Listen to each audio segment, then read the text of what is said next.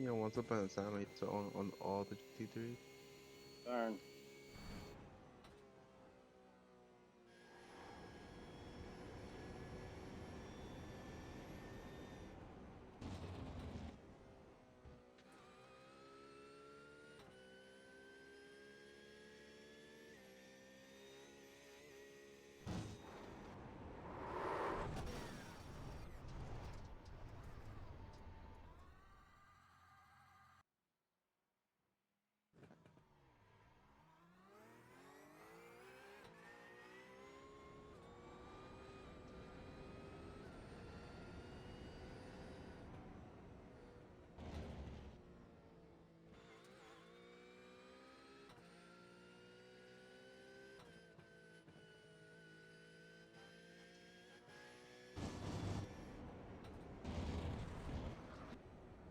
Okay, so welcome to the second week of PRE training here in GT3s.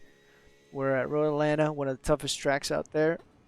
Short lap, but very difficult lap. Very important to be on the edge of the track. That's something that we covered. Number one fundamental last time at Suzuka. And we're going to make sure that the guys are at the edge of the track here. It's very difficult, especially T1, T3, T5. T7 and chicane, all of them are very difficult and specific. There's specific ways to get to the edge of the track, and if you do it the right way, then you can carry the most amount of speed through each of those corners.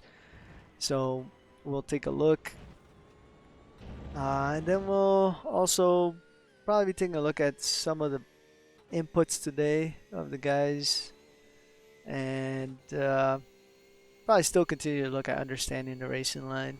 Because it's so important here at this track.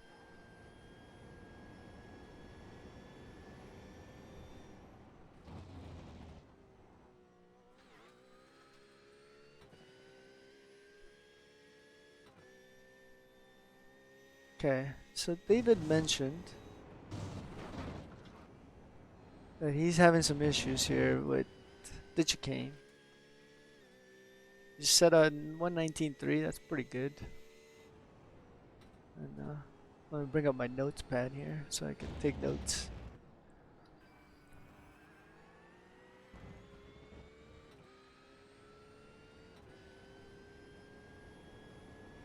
I normally don't talk this much. I'm mostly just thinking about the things that I'm seeing and jotting them down, but I'm going to make an effort here to talk a little more since I'm recording this session for some of the guys that couldn't be here today. Not quite on the edge of the track there, right? The edge of the track is the edge of the curbs. So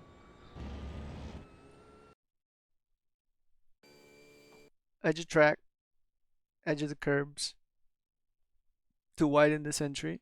As you can see, you're just not able to get there. And part of it is that there is this patch of grass here. Makes it difficult to get here, right? And if you try to get in here through here, then you have to steer while you're braking, and that's just not optimal.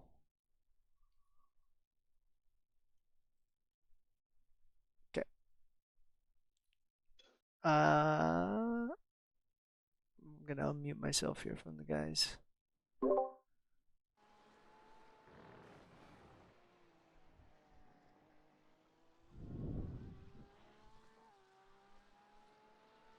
Alright, so a couple more laps here, just getting warmed up. I'm still taking some notes while I watch you guys. I'm watching David. How's your? Oh, you did.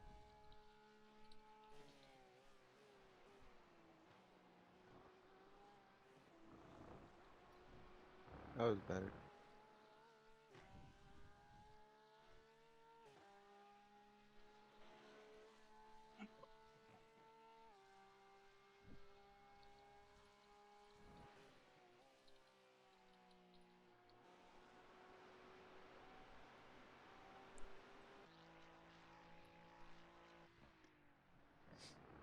Alright, so Joe, doing a better job there.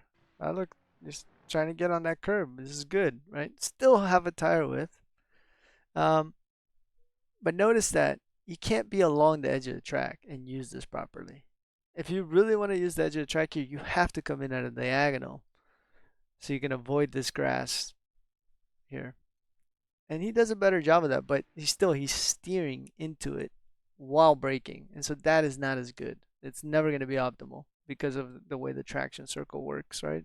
Anytime you ask the car to either brake and turn or accelerate and turn, there's just less grip all around. There's 100% grip that you can use, but you can never use 100% of both braking and 100% of both. You can't use 100% of braking and then ask 5% input at the same time. It's got to be 95 braking, 5% steering input, or vice versa, whatever that is. But they have to equal to 100. So therefore, if you're steering at all during your threshold braking, then you're you're not going to be able to have enough of the threshold braking. It's going to be compromised.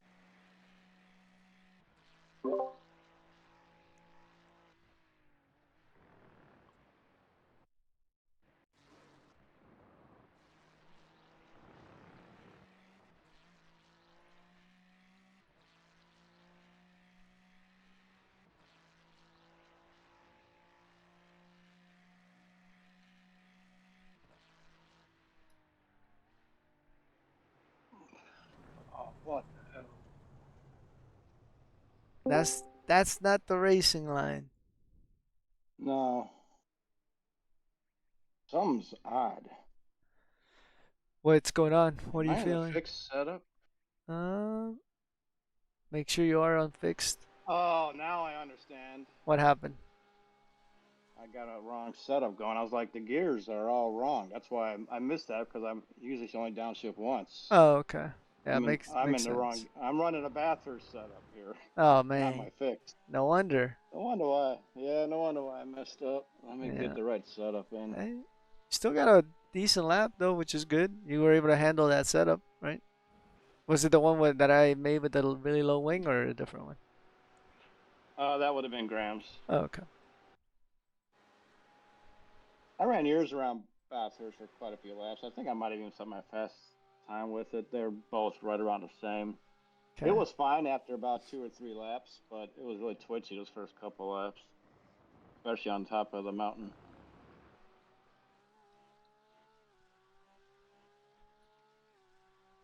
Let me Yeah. check. Yeah, right Yeah. one. It definitely is twitchy. Yeah, once the tires came in, it wasn't bad.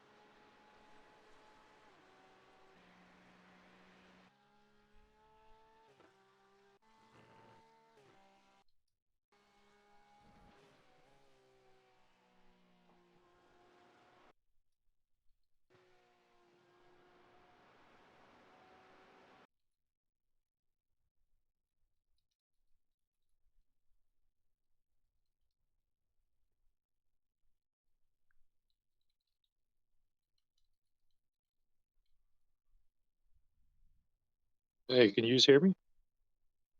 Yep. Oh, you can't. Oh, my fucking headphones ain't playing. Sorry, 1 second.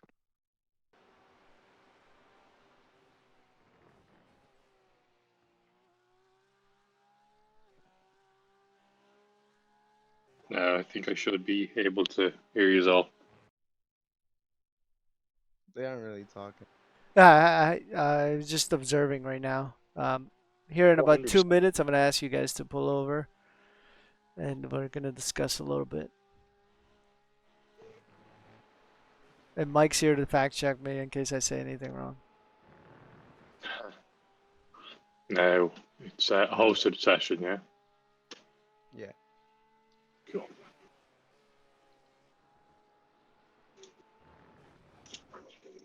Oh no, David. Saved it. Nah, it's gone.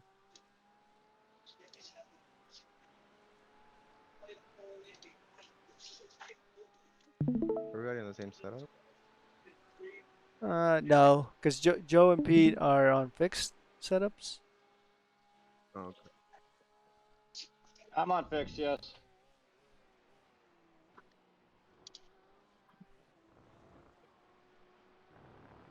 It's funny, boys. I had the same notes for David. Just like watching him. He improved the chicane a lot from one lap to the other.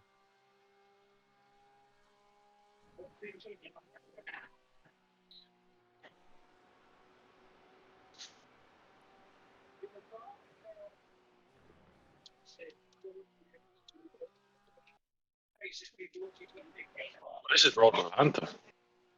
Yep. Oh, I thought we were doing Bathurst. Hilarious. Uh, Someone didn't read the workshop notes. I'm just kidding. Yeah. No, I did not. I'll join and give it a go. I haven't done a single lap yet, so I'll see what it's like. Hey, perfect. Get to see Uh, exactly how you develop your racing line through it. You've probably driven what? Road Atlanta before, so that's good. Yeah, I drove it at the 10 hour with Ryan. Yeah. What's the password? Go fast. Go fast. Beautiful. I should have named it Slow and Fast Out. That's too long. Slow in, slow out. I should have. All right, let's get to the pits. Let's discuss a little bit. Graham, you can do some laps while we talk here. Yeah, yeah. Okay. I'm gonna wait for everybody to get here in the pits. Pete, finish your lap. It's fine. Unless you're on a bad lap.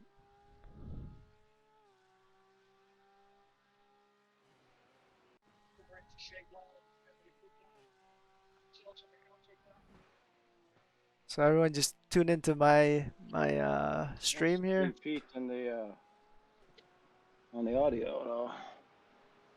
Oh, Pete's not in that. Oh, let me send him a message. Hey Pete, when you get a chance, if you can join the voice chat.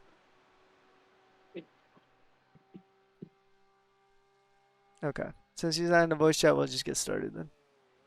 Who do we have? We have David, Joe, Graham, Adrian is muted. He's probably just listening. And we got Mike Diaz auditing and making sure I'm saying what I say is actually correct. Okay. So, dang, you guys saw my notes. That's supposed to be a secret. Okay. So last time we worked on number one fundamental, and that was edge of the track. We talked a little bit about understanding the racing line because it was important in Suzuka. Racing line is always going to be important, but probably never more so than this track here at Road Atlanta, right? It's a short track, minute 20-second lap time. And let me see. I got some feedback noise here. Oh, me, Yeah. it might be me. Yeah, please. Thank you. We're running a professional shop here, guys. Come on. Anyways, what was I saying? Okay, understanding your racing line. So it's probably never gonna be more important than this track, just because of how it influences where you can place the car and how much speed you can take through the corner. Think T3 for example. That's a great example of if you're not at the right place on the track on entry for like right before the uphill, you're never going to be able to get to the edge of the track for the actual T3 blind right-hander. It's just not going to happen. And so you're always going to have to overslow the car down to get through that corner properly, right? The other one would be T7, and we talked about T7 being a really, really, really important corner, probably the most important corner, chicane being the second most important corner. And if you don't get T6 done properly, you're not going to be able to maximize T7 because the way you approach T6 and the way you exit T6 is actually the entry for T7. So you have to understand T6 and do that properly to line the car up for T7, right? And we'll look at some examples here. So who wants to be the guinea pig? I got David, Joe, and Pete with laps. Fine, go ahead, beat me up, Boris. All right, all right. That was I suck with recognizing voices, but I'm gonna Joe. say that was Joe. Okay. All right, Joe. We'll look at the fastest lap here. Yeah, they had an off track though, so. Okay, so that's all right. Okay, so first already we see some people are using the advanced line, right? Because where is the edge of the track? It's somewhere in this vicinity here, right? And it's about exploring, trying to find the absolute edge of the track. And some people, it looks like, are being able to find it fairly close. Some are not. Let's see how well you do that, Joe. Not quite as good, right? Fairly early turn in here.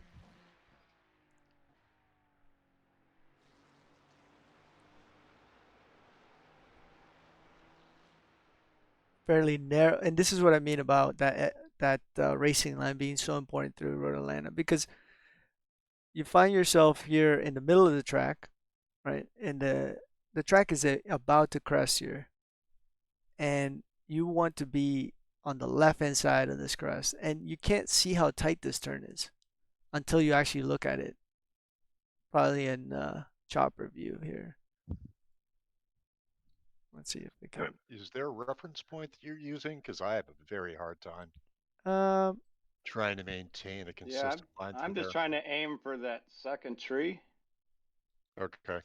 and then Trying to aim for the left line at the top. okay. oh, this line right here. Oh, you can't see my bounce.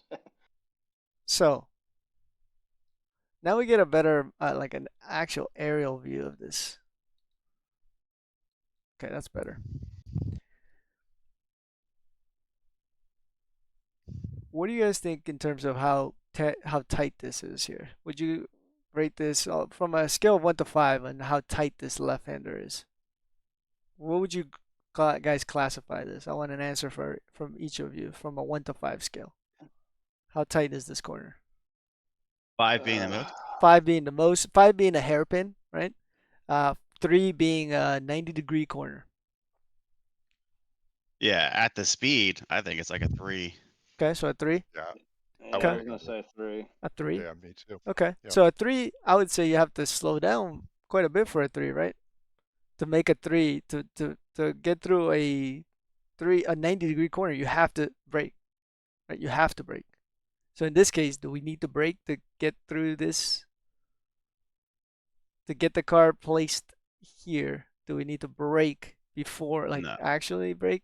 No. No, right? No. So then I would say I wouldn't classify it as a 3, right? Because 3 would be like braking, it would be much tighter, right? But what makes this difficult is that we're trying to place the car here on the inside. If we were trying to place the car on the outside here, man, this is easy. Might even be flat out, right? If I actually want to take, it's better to picture this with paint here.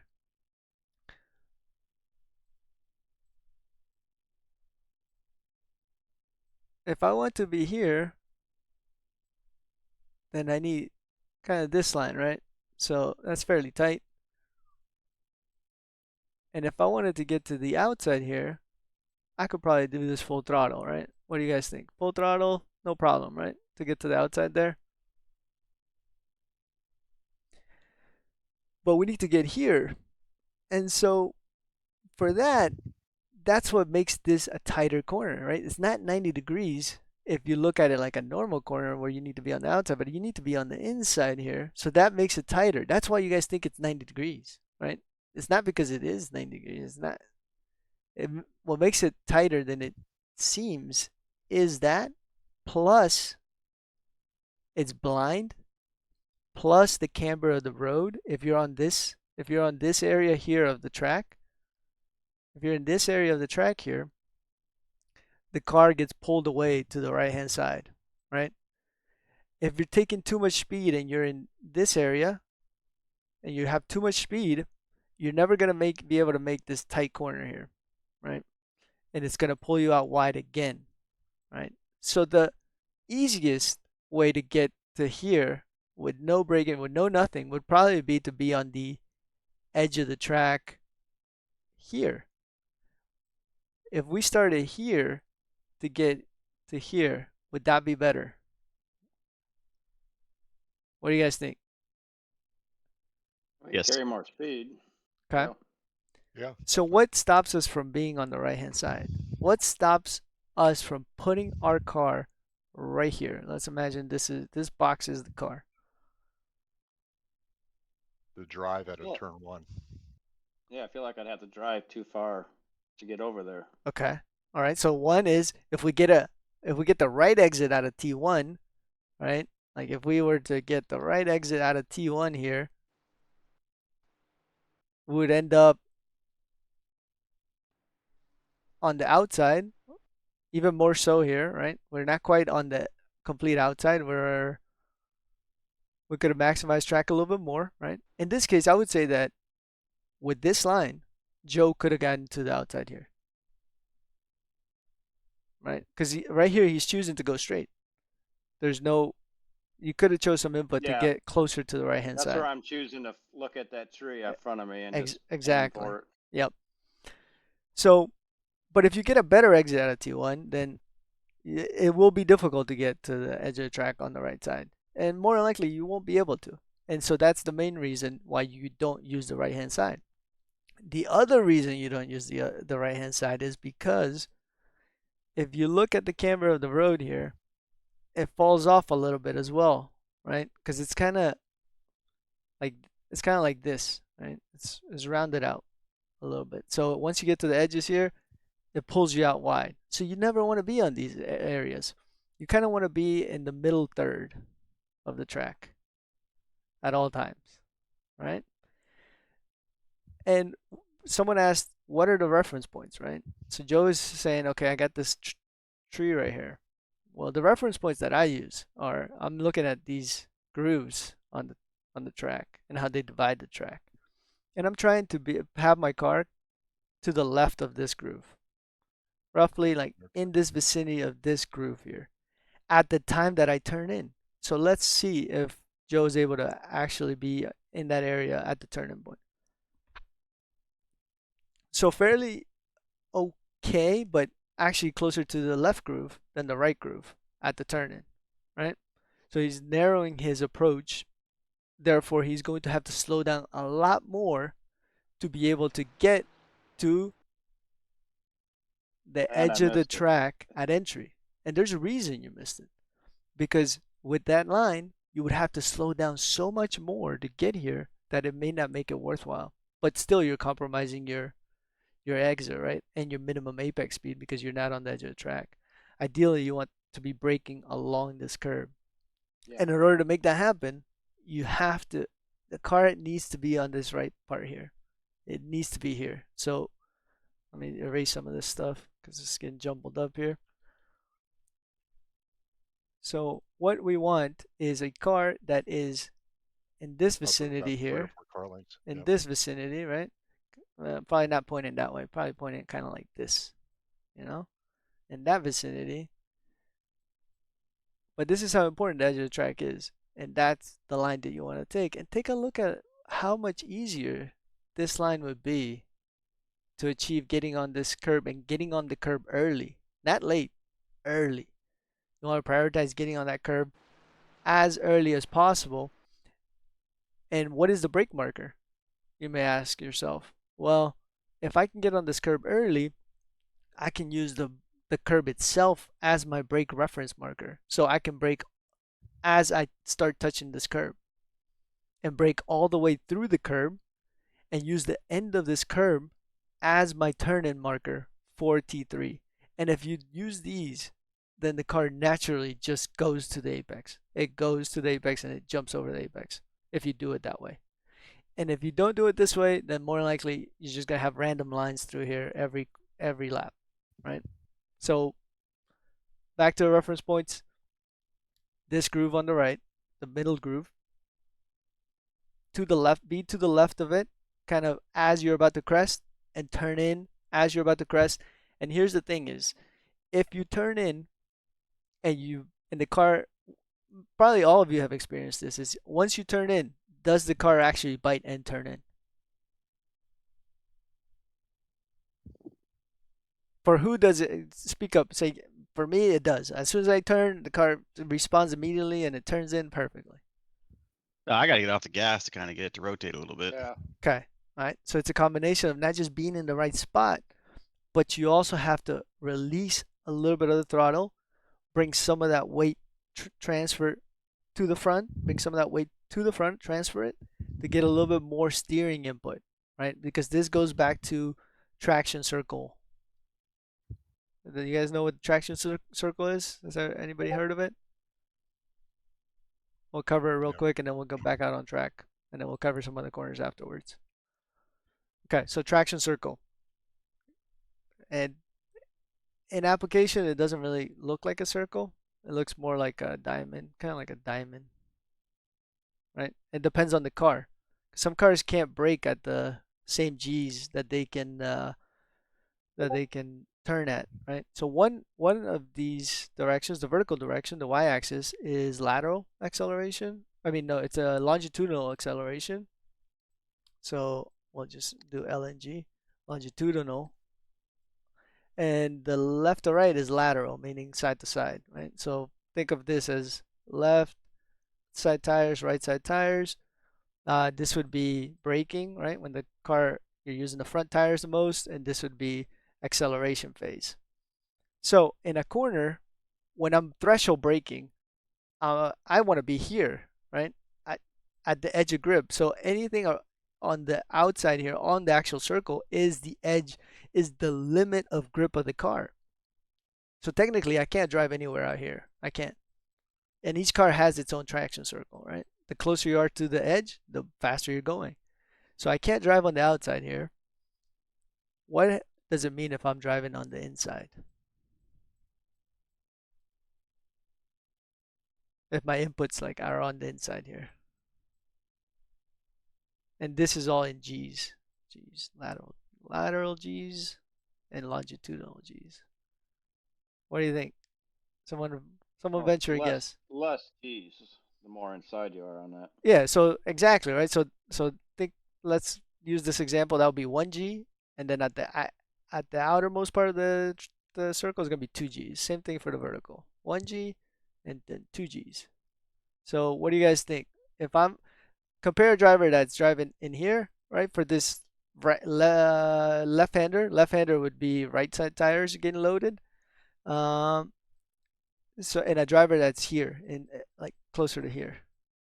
Who's going faster? So this would probably be like 1.3 Gs. So this driver's at Well, the 1. one on the outer line is going faster. Yeah. He's maximizing the grip of the tire. Okay, good. So what does it mean?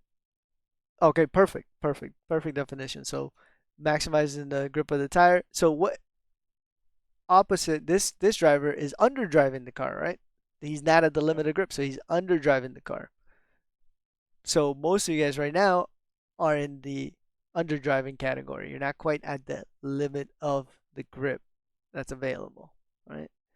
And the reason why I talked about the traction circle is because of what we just talked about. We want to release the throttle a little bit at right before the top of the hill, right before we crest, because as we crest, what happens with the car as you crest something?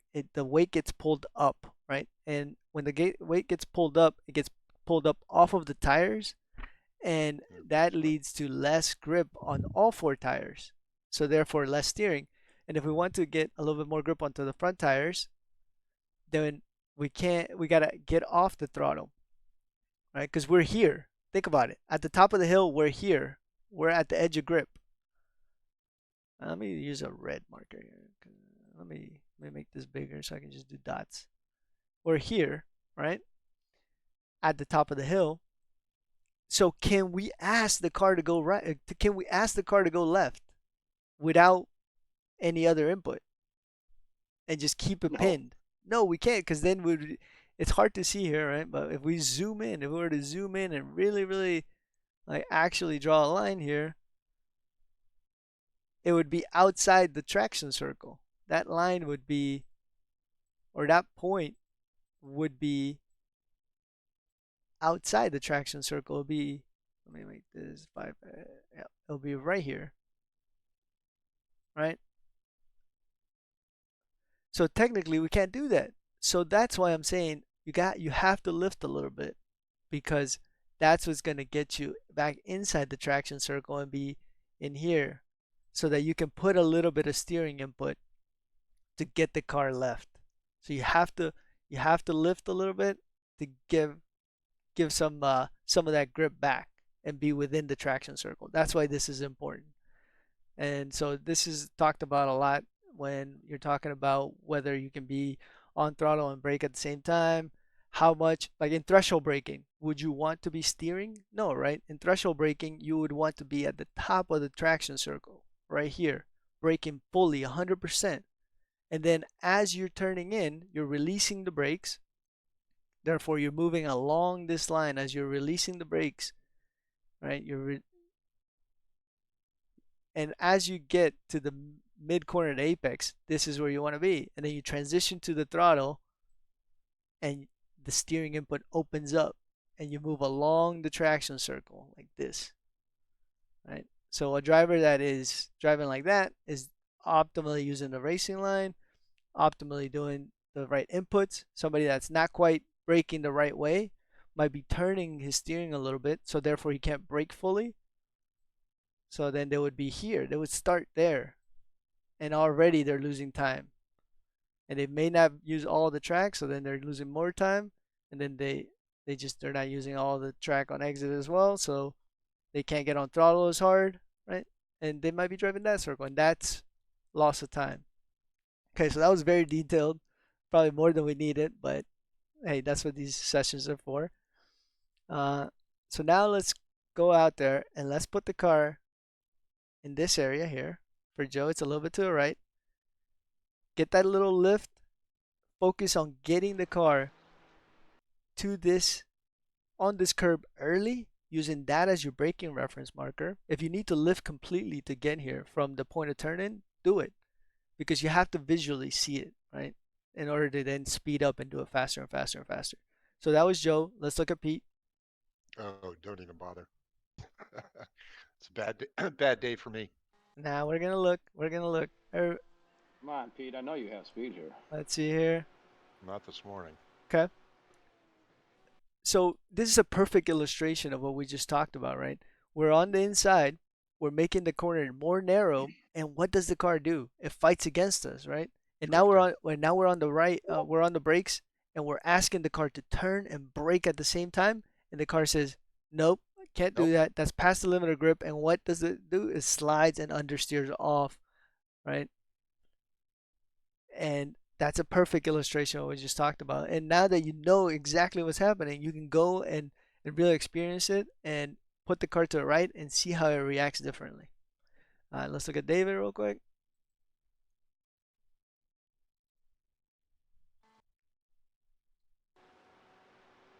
Okay, so a way different line, right? From Joe and Like that. Pete. Gets on the curb fairly early. I would say you could probably get on it a little earlier. Is on the edge of track, turn in a little late. The turn in's a little late. Remember, the turn in, you want it to be before the curb ends, or right before the last blue square. And let's see if that happens.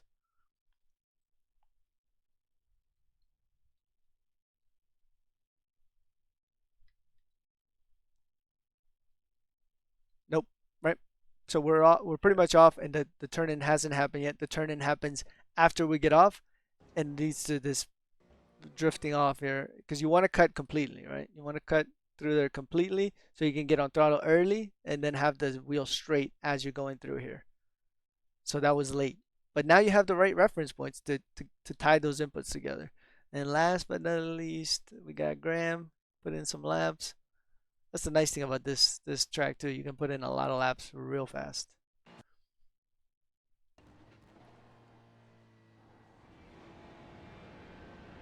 Okay, so narrow line. Okay. To the naked eye, fairly good, right? Looks fairly good. However, if you start really analyzing this by the things that we looked at, because we're so narrow, we're gonna have to lift a ton here in order to get the car all the way to the actual edge of track on turn in, because this is where it is. But the car is probably not gonna want to do that, so it's probably gonna end up somewhere around here, right? So yeah, and now the turn in happens too early, and now this is about a difference of half a car width. That's gonna lead to what, probably like 2 kph through this apex here, and that's probably an off track. But fairly good, but it can be so much better if you apply those principles that we talked about. And also, the T1 was pretty good. Throttle could have been a little bit earlier, but he's all the way on the left side, right, on exit, and that's what prevents him from being able to get all the way here. So sometimes you might need to sacrifice just a little bit more here or get the line through T1 a little bit better. That's why David was able to get so far to the left. If you look, not quite taking enough on entry, too late of an apex here, right? And the throttle is too late. I can hear it. I don't know if you guys can hear it. And look at that in terms of, oh dang, I dropped my mouse. We're not on the edge of track or close to the edge of track on exit, and therefore that allows us to get back to the right past where we actually want to get to. Okay, let's go out there. Let's put in like 5 to 6 laps, and let's see if we can adjust. And think about what we talked about here for T3 because it applies to T5. It applies to T7. It applies to the chicane. That's why I'm only covering one because it's going to apply to all these other ones, but just in a slightly different, more nuanced way.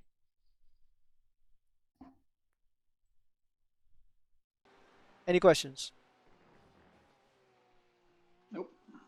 Okay.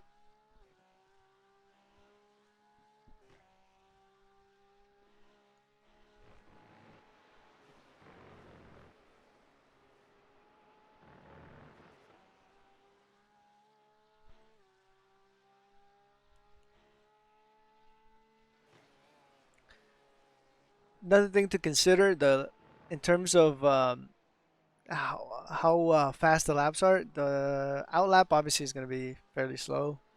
Use that lap to find the correct lines around the track. The second lap, the tires are not quite up to temp. The second and third lap are usually the fastest laps.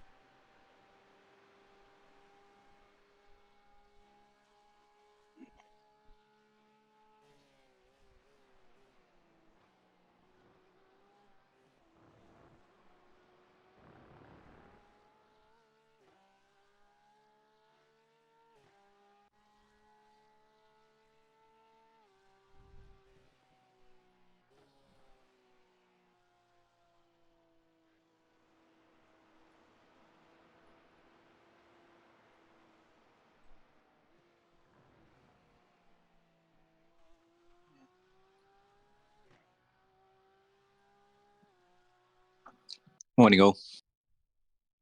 Hey, what's up, Adrian? Hey, just been listening, been making breakfast, making that coffee. Oh, okay, cool.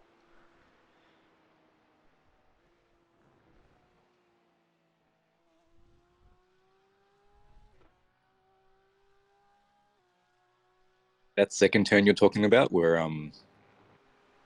David hooked it right, then came back left to hit the apex. I go more shallow. I go more shallow there.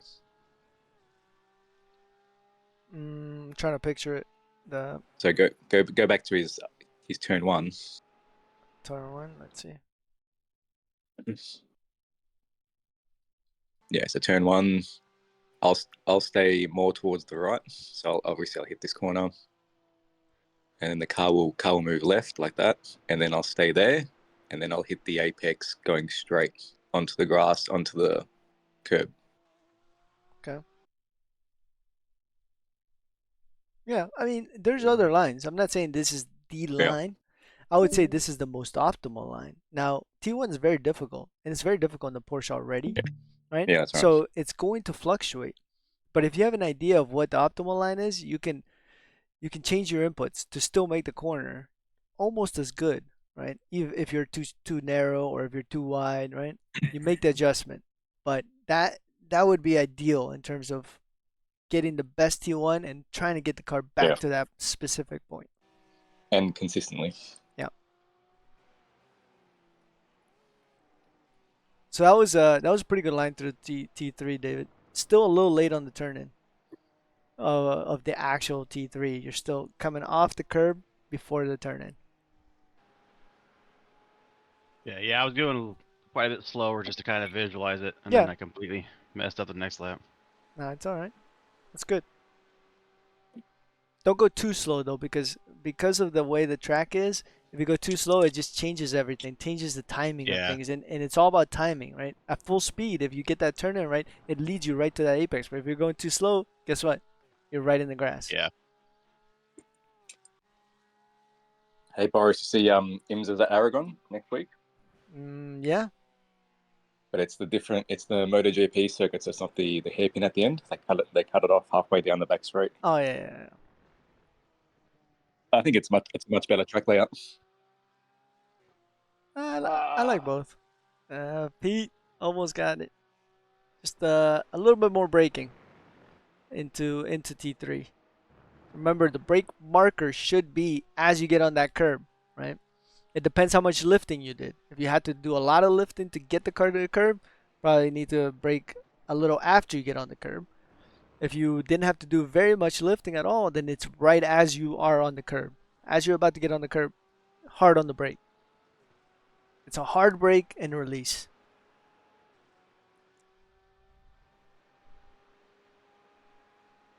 And if you're still struggling to get it there with just the lift, you can also just dab the brake just a little bit right as you're cresting. Slow, just like a 5% dab, and then you modulate and go up on pressure as you get on that curb.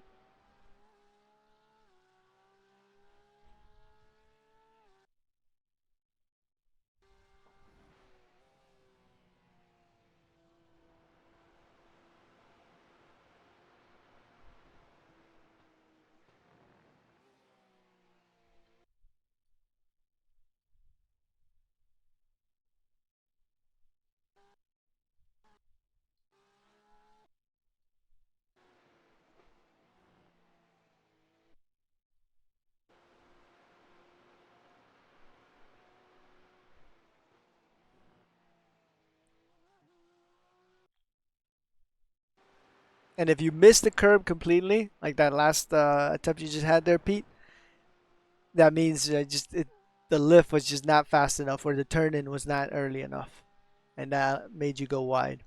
It's a combination of the two. But it's instant reinforcement of what to change next lap.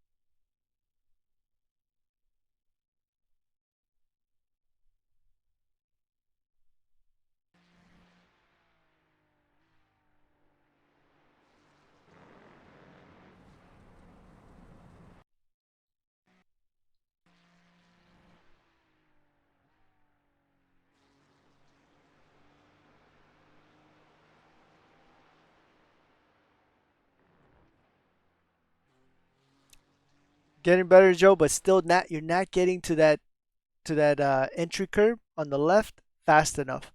You're about halfway when you get on it. So really emphasize that lift next one and visualize it. Just getting on it at the beginning. Okay. Trying to find the right point of turn in for turn T1 to get that lined up. So your T1's a little early. The turning is early. Definitely early. All right.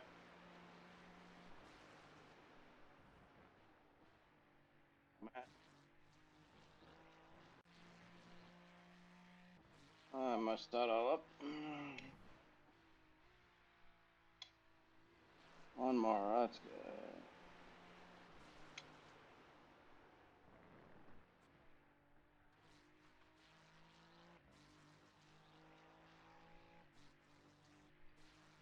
So for you, Graham, it looks good. The line looks good. You're maximizing T1 so much that you're very tight onto T3, right? And so the way you have to think about it is there's a trade-off, right, between how good of an exit at T1 you can get and how good of a T3 you're gonna do. So if you compromise T3 too much, entry of T3 too much, and it affects your exit, think of everything after T3 all the way down the hill to T5. Although it's not straight, right? It's a full throttle section technically. So that has to weigh in on your decision making. So try to sacrifice T1 just a little bit. And remember that that sacrifice will pay off in the long term because your tires are also going to thank you. Your left front at T1 is getting scrubbed a ton.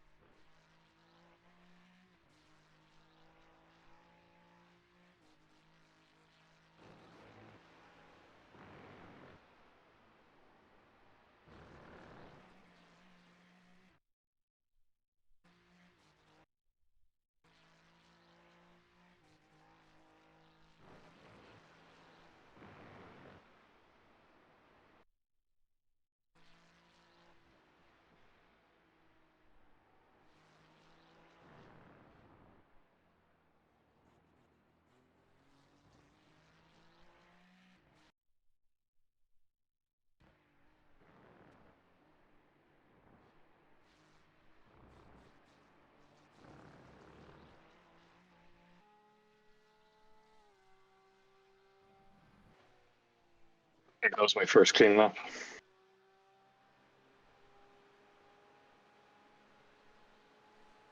Okay, so like 3 more minutes. That gives you enough for 2 more laps.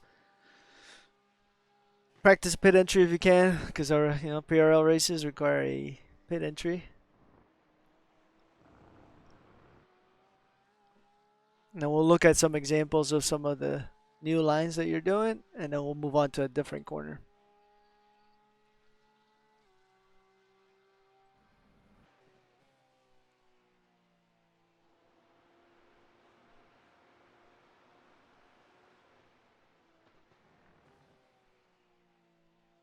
track, and there's a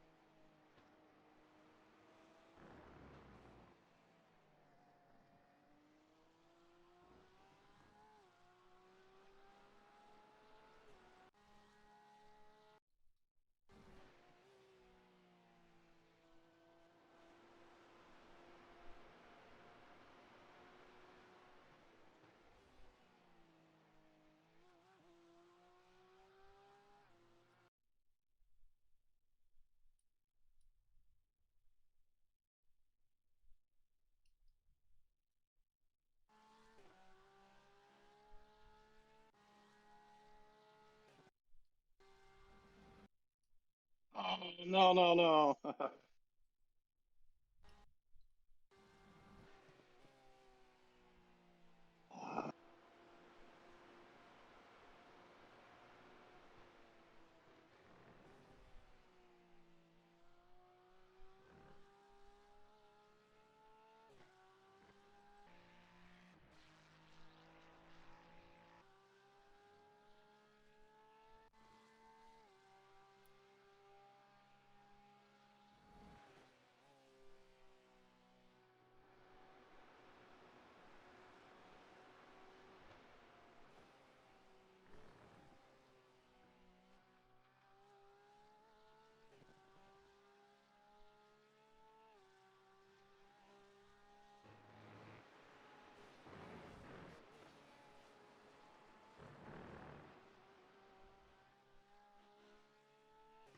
Okay, so wrap up your lap that you're on.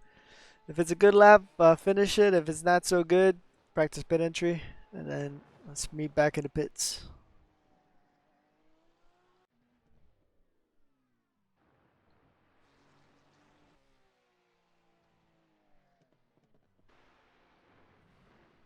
Man, trying to get on the gas earlier in turn one and just completely destroyed. I just couldn't get it figured out. Yeah, no, I saw you experimenting quite a bit, um, which is good, but you haven't quite found the right line through T1, which is affecting your way up the hill. Yeah. Yep, Yeah. for sure. Yep.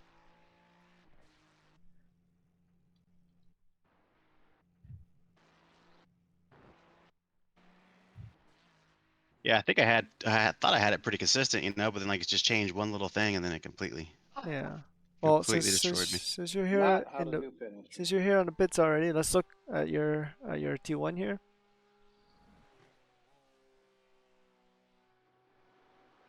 Okay, so this has been your most, I guess your widest T1, right? The most Yeah, I speed got on you've gas taken. super early. Yeah, the most you've used on the edge of track on the exit, which is good. I mean, you want to use that, right?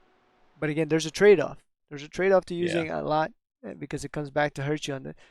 And one thing you tried is get back to the right as much as possible, right? Which is good. You want to try it, but not so much so that the car feels Yeah, it started out of sliding. whack, right? And you kind of felt it, right? You can see it in the body language of the car here, especially right here. You see how it just like as soon as you turn that in, how just the right tires just dig in, and you also leave a tire mark here, Yeah. right? Because that's going to affect the grip level of the car coming in here. The best thing you can do is if you get this really, really wide exit, really such a great T1, because no lap's going to be the same. Just try to get over a little bit as much as you can, but not hard like this. So you would have probably, you ended up getting over to here, I think. Yeah, or even more here.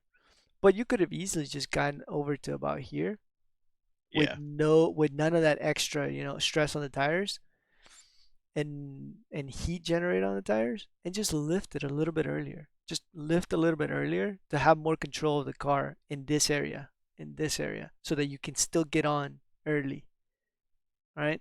And brake and get turned in before the curb ends. Because that's your number one problem is getting turned in before the curb ends. And that was pretty good. That was fairly good.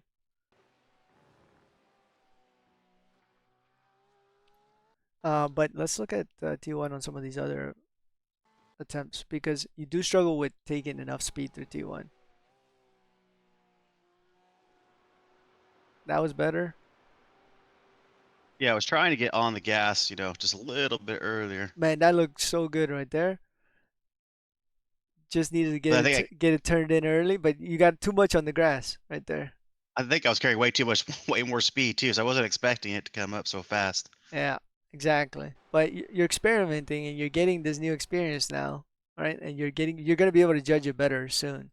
It already looks better in terms of your judgment on it. So, you might be getting a little bit too much, right? Because remember what I said, second groove, be to the left of the second groove. The Yeah. ideal is left of the second groove. You're getting a little bit further, and that's affecting your ability to get to the left. Because look at what happens here to the track. It wants to pull you out, right? Yeah. So don't be too far out wide there. It's part of like the identifying the edge of the track is really important. So you can know that you need to drive on the edge of the track, but where is the edge of the track here? Like where is it? And we identified it. It's really this groove, but it could be this. It just depends on how much speed you take through T1. It just varies. Okay, so everyone's in the pits. Nice job, everybody. I saw improvements in lap time from pretty much everybody. So that's a really big plus. It's really hard to execute what I said, like on cue, and you guys did a phenomenal job of that. So, pat on the back to every single one of you. We'll take a look at a couple examples from everybody. We already took a look at David. Let's look at Joe. Man, nailed it. Got into the 118s, man. Congrats. It's a solid lap. And your T1, it improved in terms of turn in, but still it's a little early if you compare it to what the other guys are doing. Yeah, it's Right? like compared to Dave, I'm way earlier. Yeah, it's still early, Yeah. which is why these sessions are good too because you can compare it directly. But you can take more of this grass. You're already getting on the grass, right? There's a inherent risk to getting on the grass. Would you guys agree with that? Yes? Yes. Okay, Yes. good. Yeah. If you're already taking the risk to get on the grass, think about it like from a logical perspective. And I like to think about things very logically. If I'm already going to get the grass, why not get all the grass that I can get, right? Because I'm already there. I mean, it's not like I'm going to make it more risky, right? That's the way I see it. Because part of it is a physical thing, right? I'm not doing it quite right. And some of it is a mental thing where I'm not doing it because of a mental barrier. In this case, it's more of a mental barrier because of what I said there. So just if you're gonna risk it all. Get the actual line. Try to aim for this part, for these tire marks right here, and get to the Okay. actual edge of the track here. And I'm gonna pull up Graham here because he's got some good examples.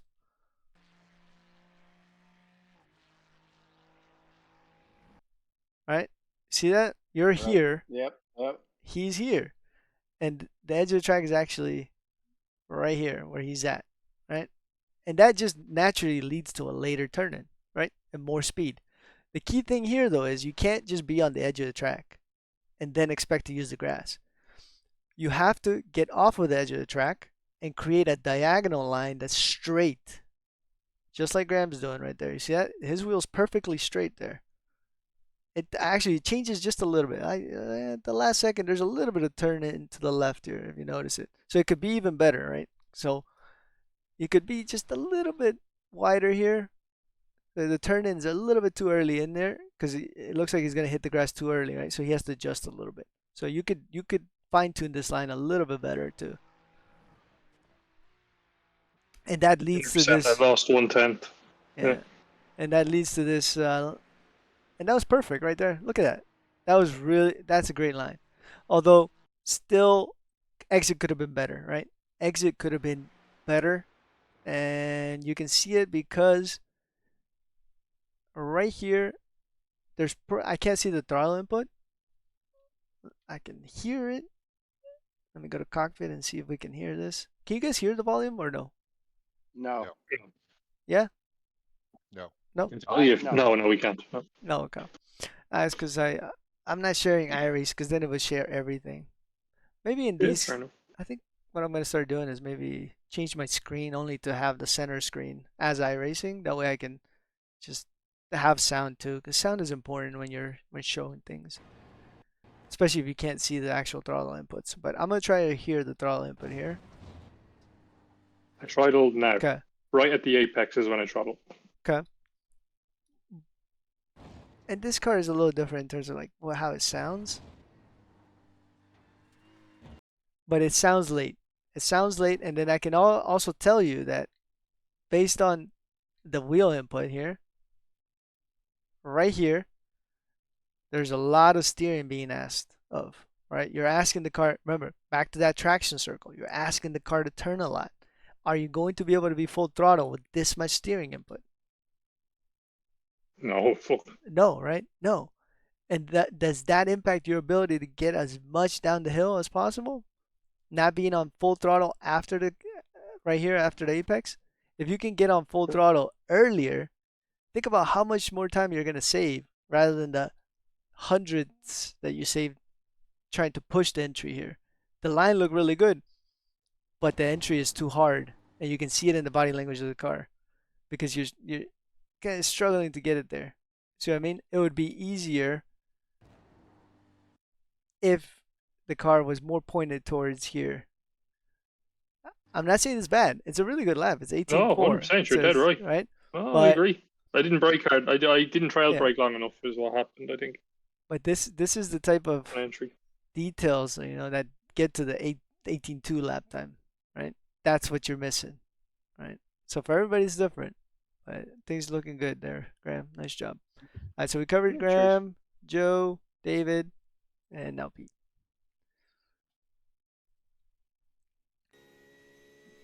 Some good improvement there too, Pete. Getting to the low 19s. Okay, using all that T1, fairly good on throttle there. Being able to get back to the entry point there.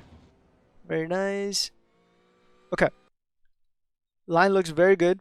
Some adjustments need to be made, obviously, in terms of, and this will come with confidence, right? I mean, because this is a new line for you. Yeah, I'm having trouble with speed Yep. into this.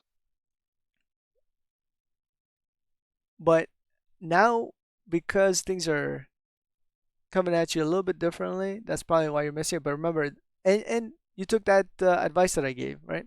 Where I said if the car is not quite turning the right way for you, or if it's too fast, and just dab the brakes a little bit, and you can see you have a little bit of dab of brakes here, right? Obviously, know that that's gonna slow down. That's gonna lose time there, right? But eventually, what you want is just a lift until the curb. So work your way up to that lift as we continue with the session. Work your way up to where it's just a lift until here, where you actually get on the brakes here. Okay. Because what is also happening is because you're on the brakes, part of it is psychological, where you just don't brake hard enough when you actually need to because you've been on the brakes for so long.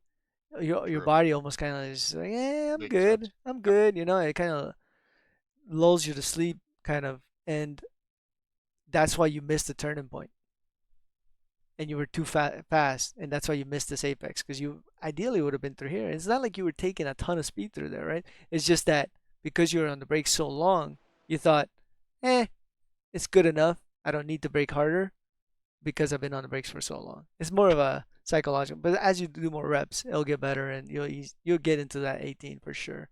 Okay, so that's probably the toughest corner on. That is the toughest corner on this track, and it's one of the toughest corners anywhere really. Now we're gonna go. All right, so we got 4 people in here. We can either cover T5. What time is it? 10:15. We might be able to cover both corners, but we can either cover T5 or T7. Remember, I said T7 is the most important corner. Relies heavily on T6. We can either look at T5 or T6 first. Which one you guys wanted to look at? T7. We got we got a T7, Yeah. But I'll dang, T7. go my for T that is my seven. toughest turn All here. right, we're I going to. lose All I right, lose 2 tenths to everybody here okay. All right, or there. all right. T7 it is. Are you on the fix, Pete? Yes, I think I am. Yeah. Okay. Yeah, if you're driving fix, make sure you're on the fix because I don't no need to drive open.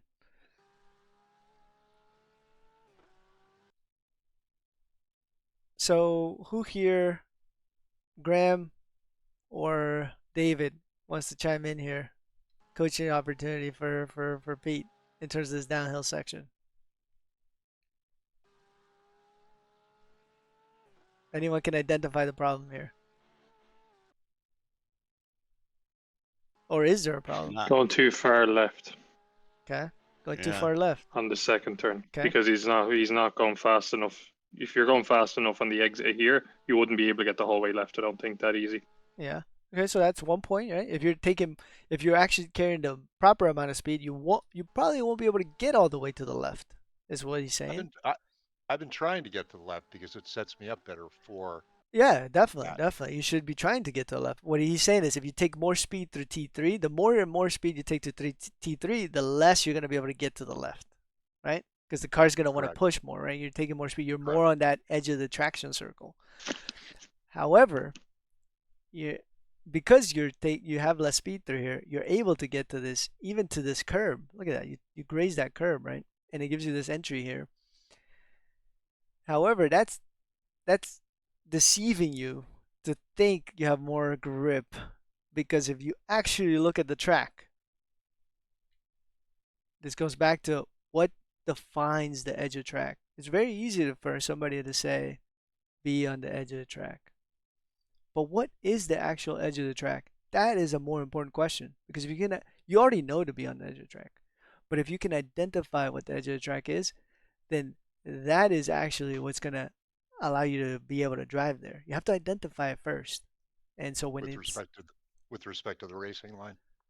yeah, obviously everything with respect to the racing line, but well, the edge of the track dictates the racing line technically, right? So actually, the racing line would be in respect to the edge of the track. Actually, that's the way you would want to think about it. Yeah. Okay. Let's see. We can You go can to also go flat out the whole way down that hill, even if you don't go that far left. yeah. On the fixed So setup, it's a I little it's a little more difficult, but on the yeah, I got a open, hard yeah, time. on the I got a open, hard time doing that. on the I open. can I can keep it pinned down there, but I towards going into 5, I keep it more straight and kind of go over that last curbing on the left. Okay, yeah. I see what you mean. Yep. Definitely, that's good. But yeah, on the fixed set, maybe a 5% lift could be, Yeah. could help. Yep. Yeah. Yeah. That's what I try to do. Yeah. Um.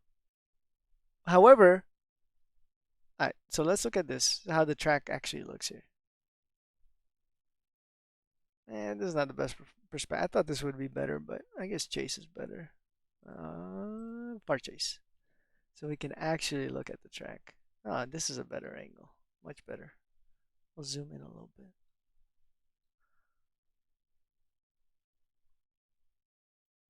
Yeah, you can really see the dip.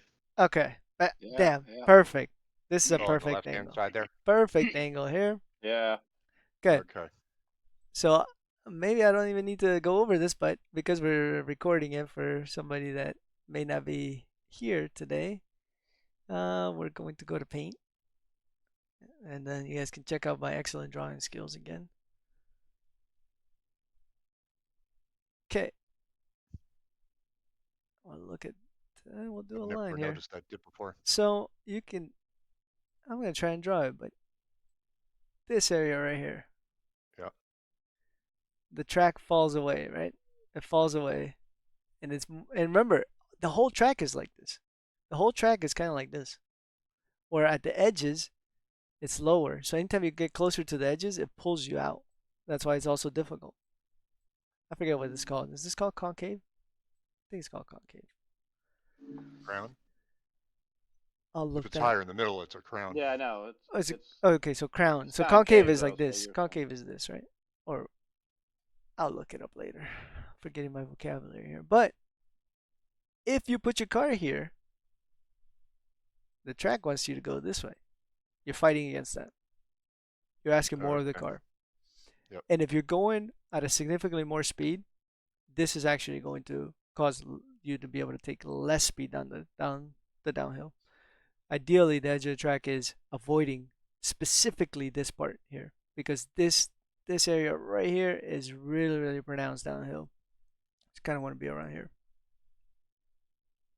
And it's an early turn in. This is the reason why you feels better, because your turning is a little bit late and wide, whereas it should be more narrow and early, right? So experiment with that in these next few laps. But this is more for Joe and for Pete. Graham and David are already doing this to a certain degree, also because they probably can't even get to the left, right? But just observe that and just how detailed we can get about what dictates the racing line, what dictates the edge of the track. All right, now let's go to T7. And in case we don't have enough time for T5, key thing here, run over this completely. I always try and avoid that. All right. Over this completely, especially in the fix set. Especially in the fix set, because the fix set's really bad on this outside in the Porsche. And to do that, you need to sacrifice through here, right?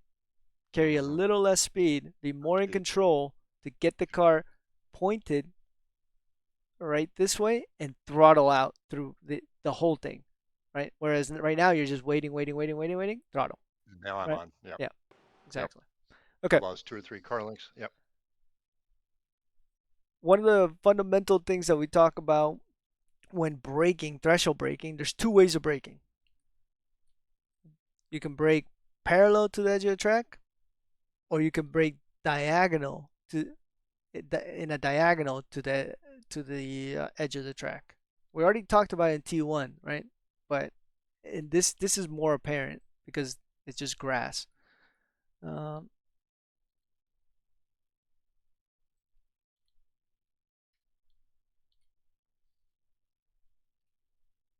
What I mean is this: you can either brake along, right? And obviously this is undulating, but it's parallel. You can brake parallel to the edge of the track, or you can brake in a diagonal to the edge of the track. And the turn in is right the second line, right? Or no. The turn in is right before this last line, I think, if I remember correctly. Let's look. Nah, the turn in is the second line. Okay, I was right. So, which one's preferable? Who wants to make a case for one Parallel. or two? Parallel. Okay. Why is two? Why is one preferable to two? Car is Because more you don't have, stable on turn-in. yeah, Okay. and you don't risk going off the track. Correct. Right. So two sometimes is mandatory, right? Two. The second way of braking is mandatory for T1 because of the shape of the track, because of the way the edge of the track is. That's why the shape of the edge of the track matters. In this case, prioritize being parallel because it's easy. This is the easiest corner to be on the edge of the track. And anytime it's this easy, this means that it's a bad habit. That diagonally braking has become a bad habit of how you place the car. So that so this is Pete driving. So and it's slight, it's slight, but still it matters because look, you do get to the edge of the track, but you could have been even closer to the edge of the track because remember the tires are cambered, and now the grass is not as harsh as it used to be. Before I would definitely give just a little bit, but now because the grass is not as harsh, it's much easier to be on the edge of the track at the entry in terms of confidence levels. And because the tires are cambered, that last little bit of tire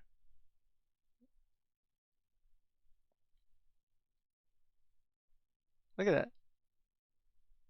It's not really touching the road. That last little bit. See that? So therefore, that because if I take into account this, without taking this into account, you have half a tire width. Taking into account this camber, one tire width. One tire width, 1 kilometer.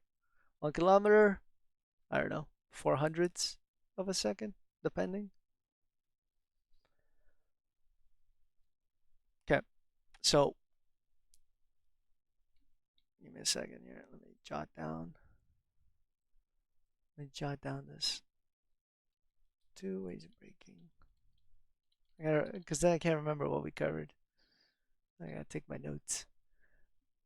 Okay, remember I said T6 leads to T7. So a good T6 will place you in a position to do T7 properly. Same principle as T3, right? Because there's T2. T2 is what we worked on first to actually do T3. How much did I talk about actually doing T3? Because T3 is the blind right-hander, right? In order to do T3, I actually talked about T2 the whole time, the uphill. That was more important to set it up for T3 for T3. In this case, same thing. You need to be able to take a line that gets you to the edge of the track naturally and quickly and lets you brake as soon as you get on that curb.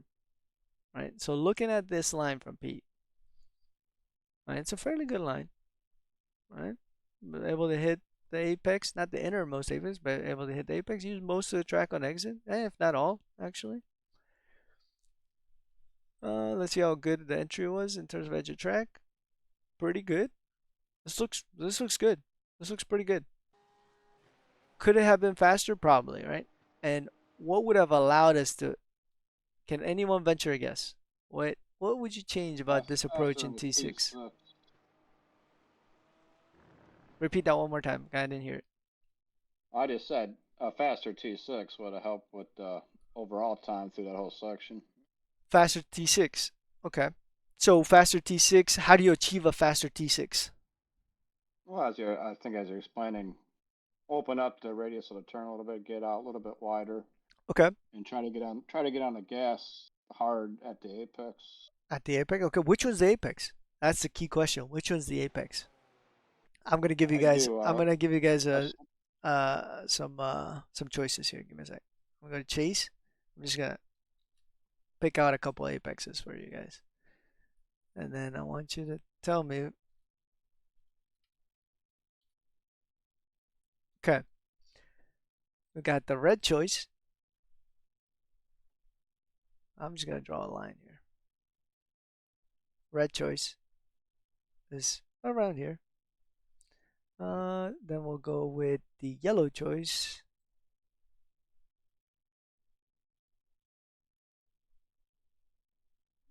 We'll make him connect. Not quite. Like right there. Wait, yellow might be the safest choice. Oh wait, no. Okay, and then we'll do a blue choice.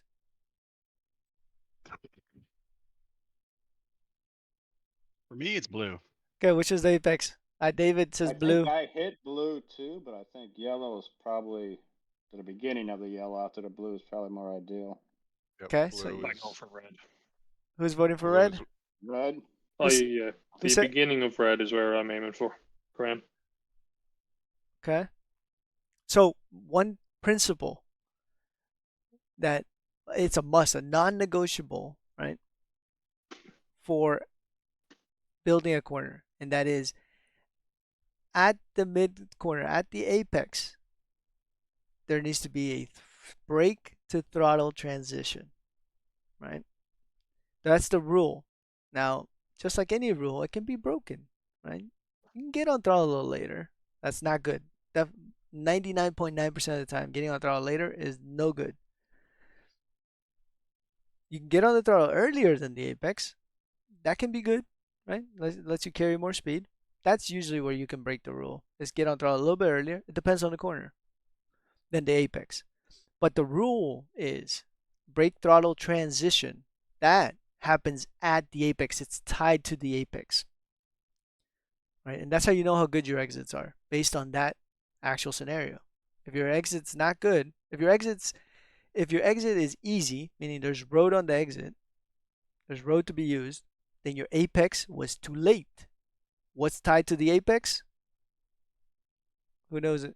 What's tied to the apex? Your entry. What action No, you of talk. inputs is tied to your apex? Getting on the gas. Brake to throttle transition, right? Not just getting on the gas, because it needs to be tied to the brake. Brake throttle transition at the apex. Mhm. So if the exit's easy, then I know the apex is too late. And hence the throttle is too late because the apex is too late, right? So if I want to use more exit, what do I do? What do I do? How do I adjust my apex? Earlier. Early apex makes it harder it makes you use more road, right? Because you're on the throttle earlier. If the exit's hard, I run out of road, I can't get on throttle confidently, right? I have to lift because otherwise I'm going to run wide. Is the apex too early or too late? Early. I'd say too early. Too to get early, on right? road. Too early. Yeah. So that is a rule to go by. That is how you find out how good your exit is. That's how you adjust your apex to get better exits, and that's how you know how good your exits are. If the exit's easy, the apex is too late. If the exit is hard, the apex is too early. And the reason I know that is because my throttle is tied to my apex. But if my throttle is not tied to my apex, then now I have two scenarios. Either my apex is too early or my throttle is too early, right? And now you don't know which one, but you now know the rule, and it has to be there. That's the fastest way around the track. Okay? So, having said that, we had one vote for red. Who was red again? Just remind me. Okay, Graham was red. Me. Um, two yellows, I think. Oh no, one yellow. I think Joe. Oh, I was early yellow. Okay, Yeah. Joe was yellow, and then we had David blue, and Pete was that blue. Yes. Okay. Yep. All right. The answer is none of you guys are right. I'm just kidding. No. The blue. Blue is right. Blue is right. Okay. And the reason for that, remember what I said early on for T7. What do you want to achieve? You want to get on the curb early, right? You want to get on this curb early.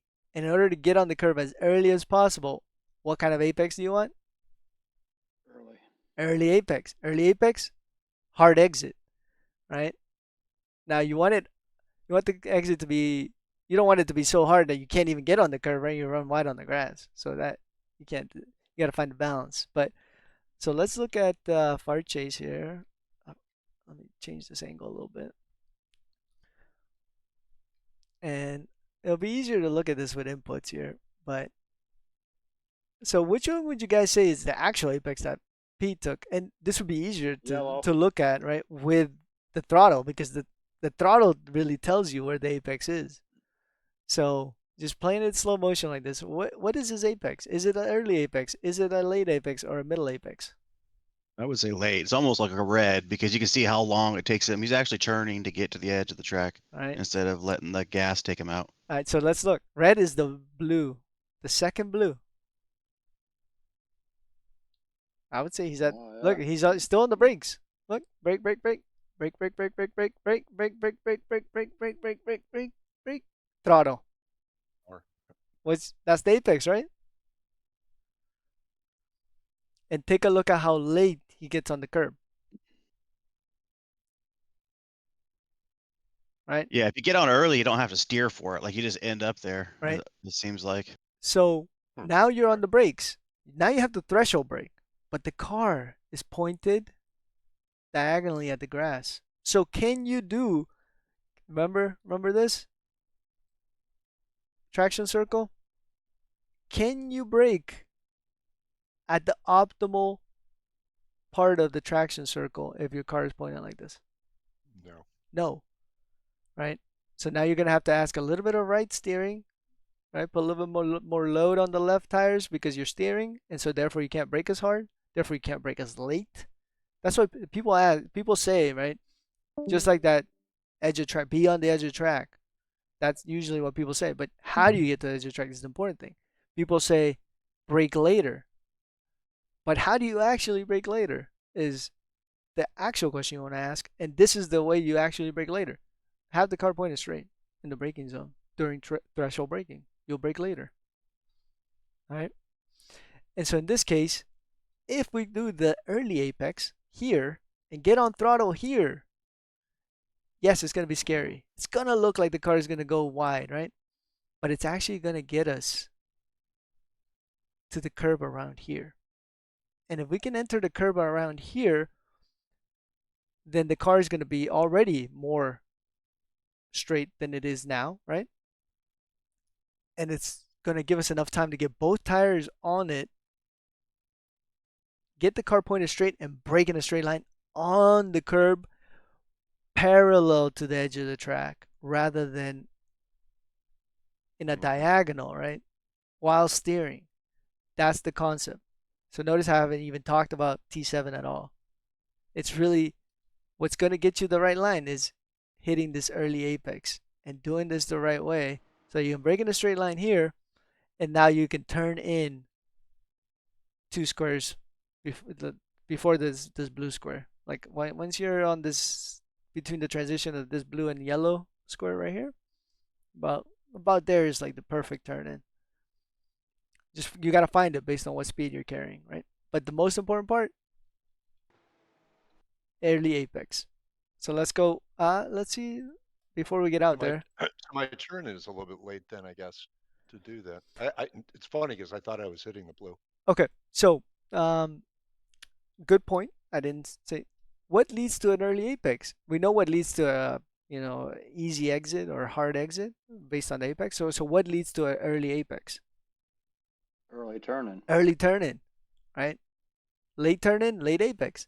In this case, if you want an earlier turn in, I mean an earlier apex, then you got to turn in a little bit earlier than this, just a little bit earlier, because then that's going to allow you to hit this.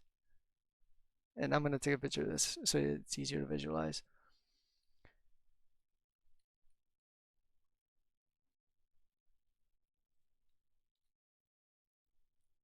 But basically what I'm looking for is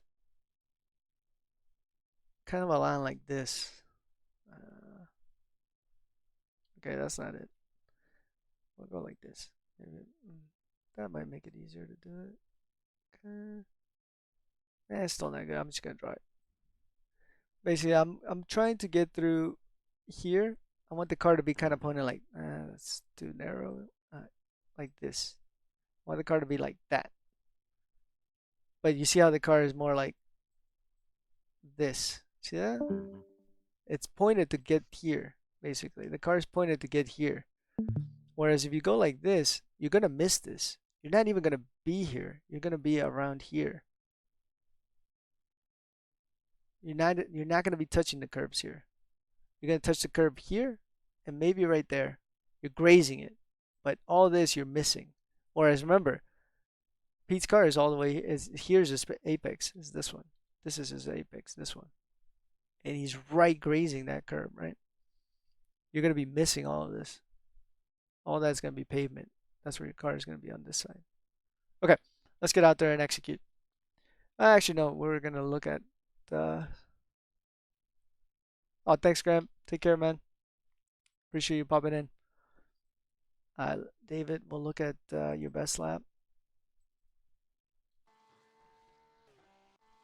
Just go backwards here. Might be faster. So again, we still have this diagonal. You see that? Yeah. We got the late apex going as well. I want to see the tail lights here. So funny. I thought I was hitting the blue. So I can't really tell. Let's see. Yeah, you see, you're off the brake there early. And let's see how early you get on the curb. But still not early enough on the curb. Yeah. Could have been a little bit earlier. It's good, but it could have been a little bit earlier, right? Because you could have taken more speed. That's the thing is, right? Yeah. It looks good here, but you missed like 1 kph, maybe 2 kph through here. That's 10th maybe, right? Maybe a 10th. And we looked at Pete. Let's look at Joe real quick. We'll go backwards here.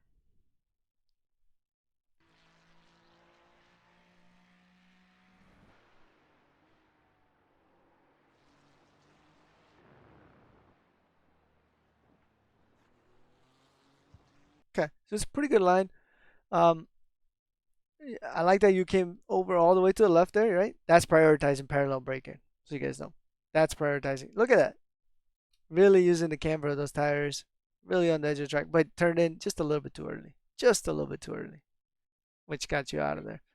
And the only thing is, based on this Ferrari, I just don't know exactly when the throttle happens because it's so low on the throttle.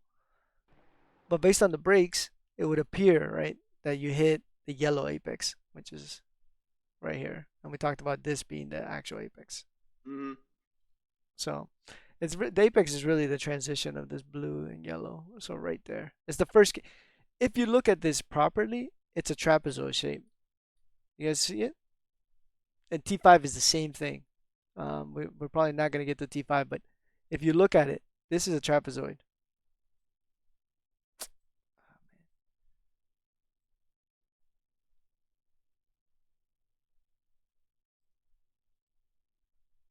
It's a trapezoid shape. There's two kinks to it. You you got to make the first kink, miss the second kink. Most people make both. So just make the first one and throttle out. All right, go feel it out.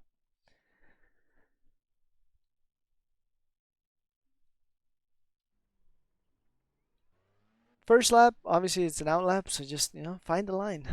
Try to get on throttle early. Get that early turn in.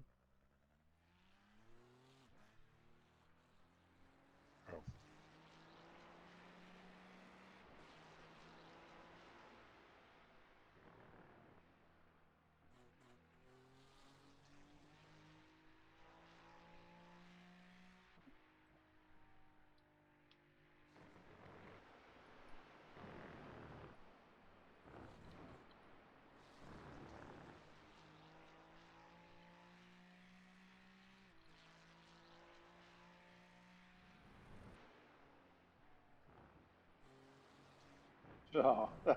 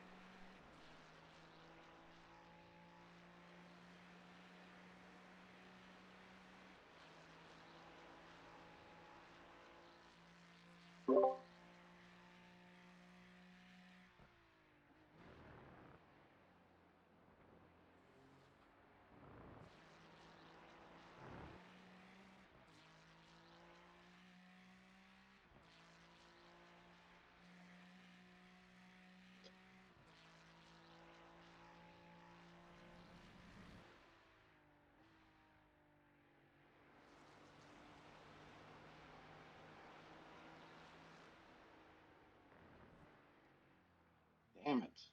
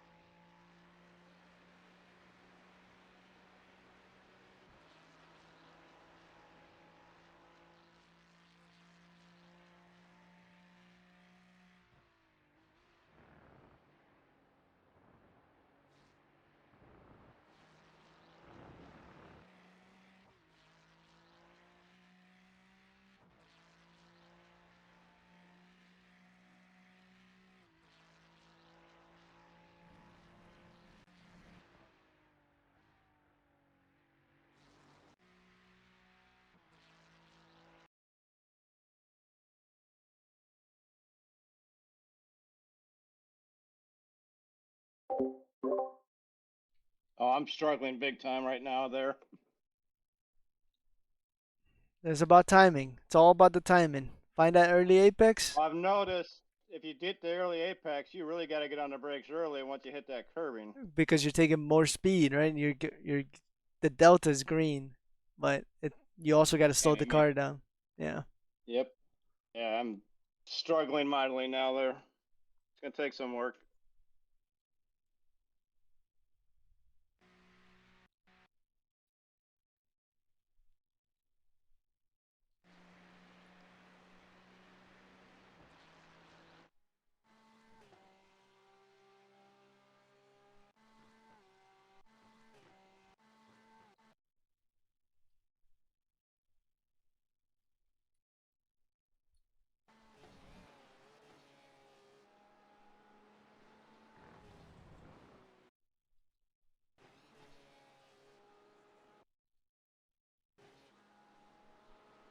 Okay, so all of you guys have had enough time. Let's just pull over, reset back to the pits. Let's go over an example for each of you guys. That way we can get one more stint in before the end of the session here. All right, let's get back to the pits. Reset to the pits. That was horrible.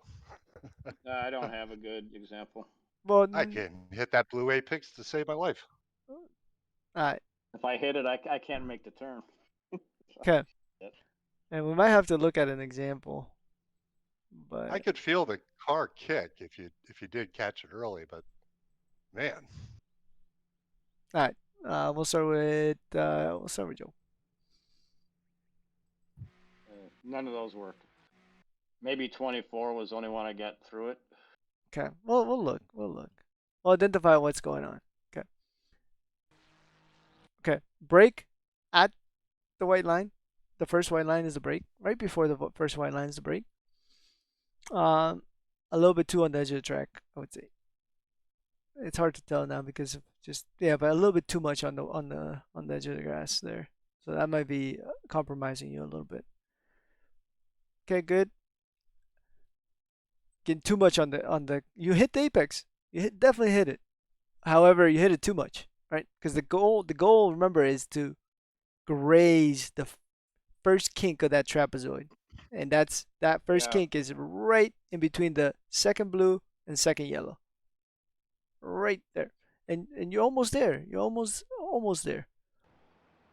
And notice how that kicks you out though, right? A lot. So Yeah. meaning when you get on throttle this early, you have to be cognizant though of how much throttle, right? You can't just get 100% on throttle. It seems like maybe you're getting too heavy on throttle, Yeah. I right? think you're right. Yeah. So you had to be a little bit more progressive with the throttle. Hit the graze it, because the other thing that's happening here is if you get on it curve so upsets much, the car. then the curb is gonna it's gonna affect the car. It's gonna upset it. So Yep. graze it and modulate the throttle a little bit better to get you there. Sometimes I don't even get to 100% throttle, so you guys know. Like before I hit the curb, because I'm going that much faster, because I'm carrying that much more speed through here, that sometimes I don't even get to 100% throttle before I start braking, right? And that would put it into perspective, like how much speed you can actually take through T6 to set up T7, right? Okay. We'll look at one more example here. We'll look at 119.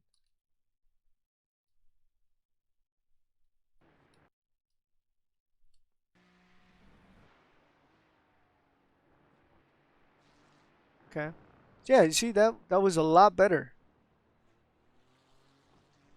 Man, look at that. Look how much closer you're to the actual edge of the track on exit now. Because the line looks so much better, using a lot more of the apex curve. This attempt looks really good. Really good. Look how much edge of track you're there. I mean, you could not push it any more than this. Like that's really, really good. Turn in before the second white line. Good. Still on the brakes. Trailing, trailing, trailing. Car looking good in terms of rotation. Still hitting it just a little bit too much. But on throttle at the apex, at the early apex, this you nailed this. This is really good. This is really, really good. Seriously.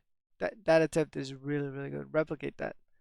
Definitely We'll try. the, We'll the, try. the mistakes were at other places for Oh sure. yeah. Oh yeah. But the key thing, remember the rule, guys. What happened here? And remember the rule of exits. Easy exit, hard exit. If this happens to me, right? I ran out of road. That was a hard exit. What did I do wrong? Too much throttle. Mm, And not too early of an necessarily. apex. Too early of an apex, right? And the reason we know it's too early of an apex is because we look, our Yeah, apex is yeah, yeah. actually here, right? Because it's tied to our throttle. Look, we're off the brakes. Look, this is our apex because we're off the brakes, we're on throttle. If you're off the brakes, I assume you're on throttle because the brake throttle transition happens at the apex, and this is the apex, so the apex is early, right? Not only is the apex early, it's too far in, right? There's Yes. two mistakes there. So just the rule really dictates that line. It makes it really simple to know what did I mess up. If it's too easy, oh well, I need to move my apex back because I need to get on throttle earlier. Oh shoot, I ran out of road. I got on throttle way too early, right? And my apex was too early because those two things are tied. That's really really important. That because that helps you change for the next lap. And ideally, you want small little changes from lap to lap, right? Based on the feedback that you got the lap prior. And that will be especially more important when rain comes along. Because the grip from corner to corner, from lap to lap, will change a little bit more.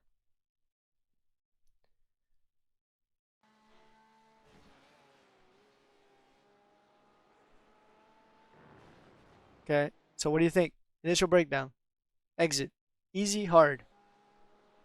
Too easy. They hit the apex. Too easy, right? So then you expect that the apex was too late, right? Because the exit was too easy. So you hit that first apex that we talked about that Pete hit. That's your apex right there. Because ideally, you want the car. You see how the car is rotated and in line with this part of the track rather than this part? Because this part is, look, they're they're making an X here. One, your car and the actual apex are making an X. You want to follow this. Yeah. This right here. And so then because the apex was late, we know that the turn in was probably a little bit late. So let's look at your turn in. Look at that. Yeah. And to look at it even more closely, cockpit, take a look specifically when the white line, we're looking for the white line, white line, white line, white line. You cross the white line and the turn in happens, right? You cross the white line and the turn in happens. So try to turn in before the white line. Turn in right about when it's about to disappear, right here.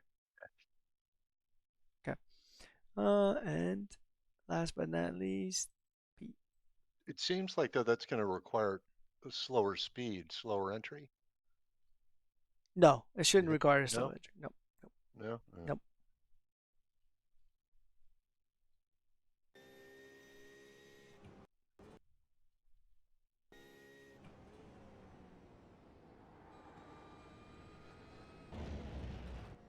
Okay, so from cockpit view, one thing I do notice is we're still kind of breaking diagonally, Yeah, we're right? drifting. Yeah, Yep. it's not Still breaking, parallel. still breaking diagonally. Like from here, I would venture to say you're probably 2 tire widths right now.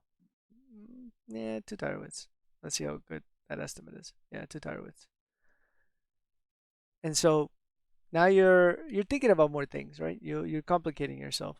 But so you gotta that's a habit, I'm telling you. 30, 20 minutes. I'm still thinking about turn 4. Well, and that's why The to dip. that no, but that's why to break a habit, the only real way to break a habit is to actually go in and do a 20-minute session consistently breaking that habit and not thinking about lap time, not thinking about anything else. Like for example, this edge of track every single time. This would not be the perfect track to work on that, right? Because edge of track is really difficult.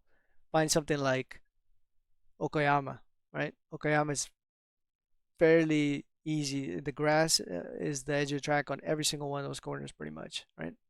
That would be a good place to try and break that. Okay, so turn in is a little bit later. You can already see it.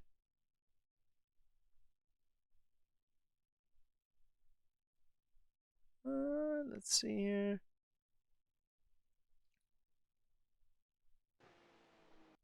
but the apex, you see how you're kind of scared of getting off the brakes and taking that line because you're still on the brakes here, Mm-hmm.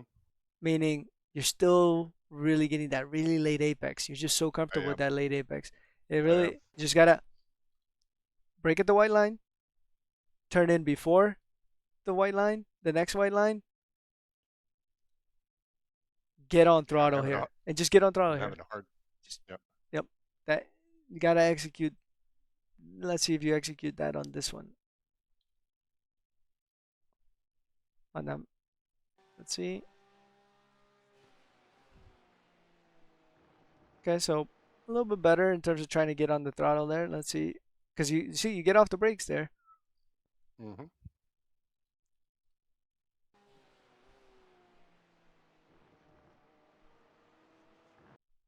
But that looks a lot better than the other example. And let's look at this one real quick.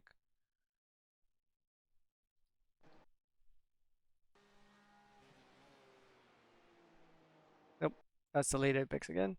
Yeah, wait. And this I'm having one, a hard. I'm having a hard time wrapping my head around yeah. the early turn in. All right, let's get out on track. Pete, I'm going to be with you. I'm going to be in your ear, reminding, because it needs a reminder at the actual point of it happening, right? Oh, I'm I thinking got a about break. it. I got I'm a. thinking about it. I just can't hit the damn thing. I don't know. I don't know, because you're reverting back to the other way that you do it. Go. Let's get on track. Trust me. When you're under pressure too, when you put yourself under pressure, sometimes you just revert back. It's hard to adjust. True. True.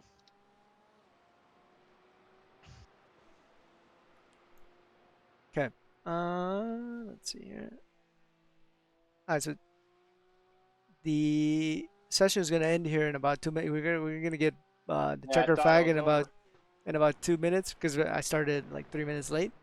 But if you don't reset, you can still keep lapping. So just remember that. As long as you don't crash, break the car. Okay, parallel, parallel, parallel. See that? It's so ingrained that it's just automatic.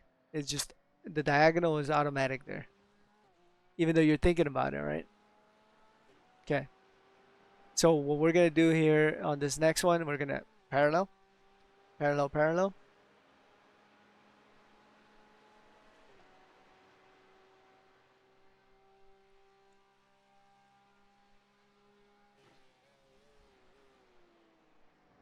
Okay, a little hot into there. You notice that, right? Yep. A little Yep. hot. So gotta bring it back next lap. And these are the things that are going on in your head as you're driving. Okay, so we want to put diagonal this time. Diagonal braking zone through the grass. Okay, good. Throttle, throttle, throttle. Hit the entry curb. Nice. Okay, good. Don't go all the way to the left. Stay kind of middle. Full throttle. Okay, good. Good, good, good. Okay, parallel. Get there. Early. Parallel. Find it. Turn in before the white line. Throttle, throttle, throttle. Okay, better. That's more the timing. It's getting better. Practice makes perfect. Perfect practice makes perfect. I just gotta correct everything now. That's true. All right, edge of track, edge of track.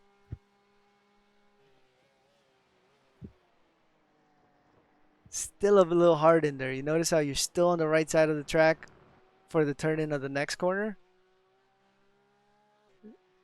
Once you see it on the Spark Chase cam, you won't be able to unsee how far wide you are on entry. All right, cutting the grass. Good. Throttle, maximize exit here. Lift, lift, and find the entry curb. Okay, so not early enough on the lift. Now, I have a very hard time with these blind corners. No, I know. Me too. Me too. This is the I reason why. really do. This is the reason why I can tell you exactly where the car needs to be. because I tell you what, though, if I hit that inside curb at turn 5, it's like it wants to kick me out to the right. So that's why I've always avoided it. okay. Uh, you may not be hitting it the proper way. So, all right, we missed our opportunity on that one, and you reverted back as soon as you started talking. You went back to your comfortable way of doing that corner. So it's Oh, it's yeah, it's I just was. it's just really ingrained in there. All right. So remember, be on the left side here. Left side on this apex. Left side. Left side. Left side of the track. See how you're still on the right side? And like the throttle is so late on exit? For Well, I this, noticed in the video that you're in second gear there. I do go down to second, yeah. Yeah. Yeah. I have a hard time carrying speed if I do second. Well, things you're carrying too much speed. Yeah. Simple as that. Because you're not being able to actually get the exit. You're prioritizing the entry speed and sacrificing the exit speed.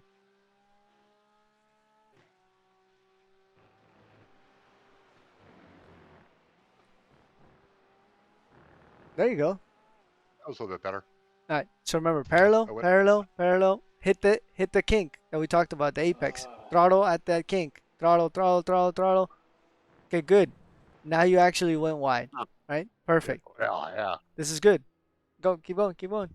Because Well, the reason why I say it's good is because you're always on the opposite side of that spectrum. Let's explore the other side a little bit, right? And now we tune it back. Remember I said you can't always get to 100%. So throttle. So okay, braking a little bit earlier here and just down a second, stay on the left hand side here. Left hand side, left, left, left, left, left. She's still getting on throttle too early. And just you're diagonal. You're very diagonal through the chicane, and so that doesn't open up for the exit. I'll show you in far chase. It makes a big difference. Okay, so you're very narrow, so you got to lift a lot there. An early brake because you had such a good T1.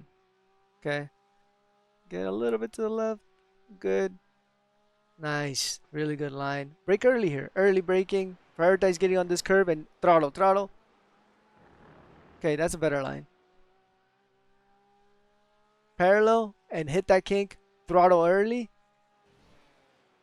but enough just enough to get to the, oh nice. Almost. Almost. Right? You still got to experiment with getting just enough throttle to get the car in a straight line to the curb. Nice. That was really good though. Okay. Overslow the car down. Second gear. Run over the dirt on the apex, the first apex, and have the car all the way on the left side of the track. This is car control exercise. See? Still on the right side. It's a car control exercise, not a lap time exercise. And that's what I mean about perfect practice. When you're practicing consciously something, next time around, we're going to do it though.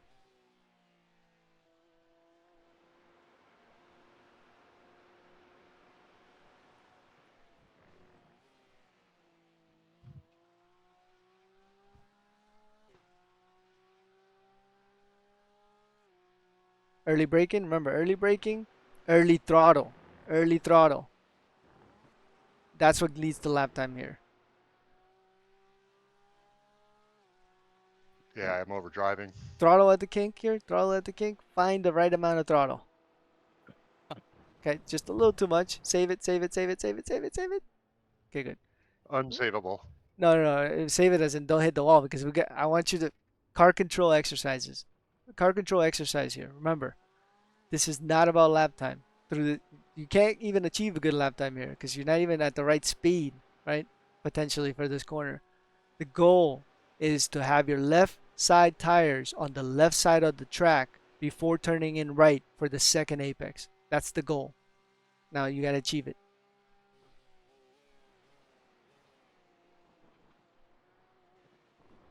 Okay. Practice pit entry and we'll talk about it real quick. Oh, Just pause. Park it. Park it. This is so guys, pay attention here because this is really important when you're practicing because you want to execute what you're saying you're gonna do, and that's really important. And maybe I wasn't being um, clear enough in terms of my instructions on Yeah, it. I'm just doing a poor job of executing. So Yeah, I gotta work it. let's see here, and we're gonna go to this really wide angle here, right? Because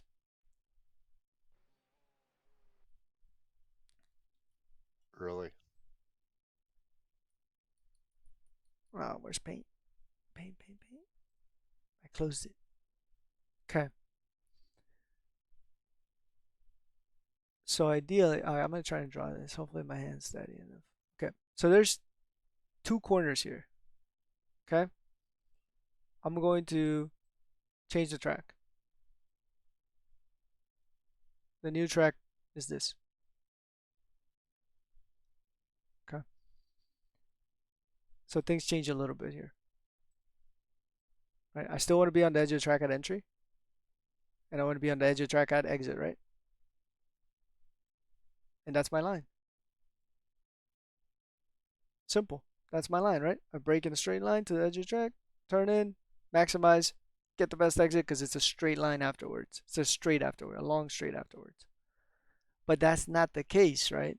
That's not where the actual track goes. The track goes to the right. And so in this case, if I'm on this line here, then how much do I have to slow down here to now make this corner? And that's tight right there, right? That's really tight. Okay. Keep this green. And now let's do this. Let's do a. Now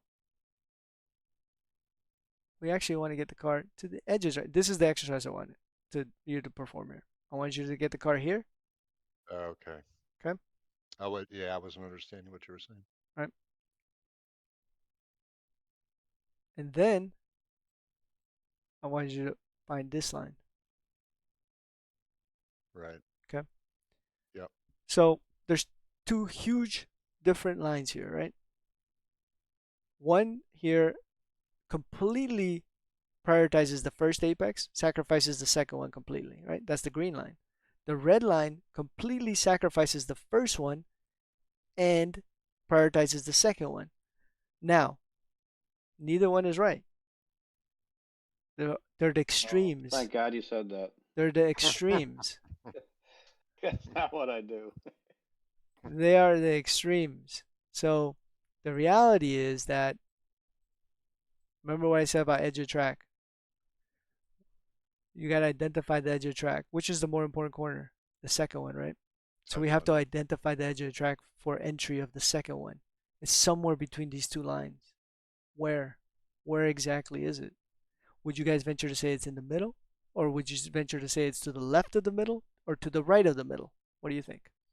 I go a little bit left, a little middle. Left of the middle. Left of the middle. Okay. So if it's left of the middle, then that means I have to sacrifice this quite a bit, right? Because I need to be on the left of the middle. I need to be here. So I'm going to change colors here. I'm going to go to yellow. And I'm going to create a line to the left of the middle, right there, right? So, and ideally I want to run over like some of that dirt, right? I didn't draw it properly, so I'm just going to stick to this other line here. But ideally it would be actually running over completely over the curb and on the dirt a little bit. Wouldn't it be wouldn't it be a more to the right? So he's riding the curve where his car's at right now and turning in later. Closer to the end of the turn. Don't worry about the entry too much here. This is more. It's more an exercise of getting to the entry point for the next corner, right? Because that's the more important part here. We're disregarding that. We're just assuming this is a perfect entry, right? Gotcha. And so we got this yellow line now, and so now the line becomes this, from here to here, right? So now, which line is best? In my opinion, yellow is better than green, and it's better than red. Is it the best line? I don't know. When rain comes along, let's say there's a puddle there on the yellow. Well, guess what? If there's a puddle on the left-hand side of the track, which is the faster line? Not to Not the the puddle. puddle. The green line, right? This is what I mean about identifying the edge of the track. When conditions change, it's gonna be even more difficult. But if you can't drive the edge of the track on entry for the second corner, if you don't know where it is, and unfortunately, Pete, you don't know where it is because if you look at your line, would you consider that middle, center, or middle, left of center, or right of center for entry? Pretty much middle right now. Okay.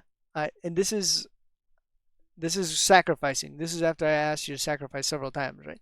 But again, like maybe I didn't make myself clear enough because that can happen. And let's see here, No, you made yourself clear. I'm just not right? executing But very well. take a look. Is this more to the right than the other example?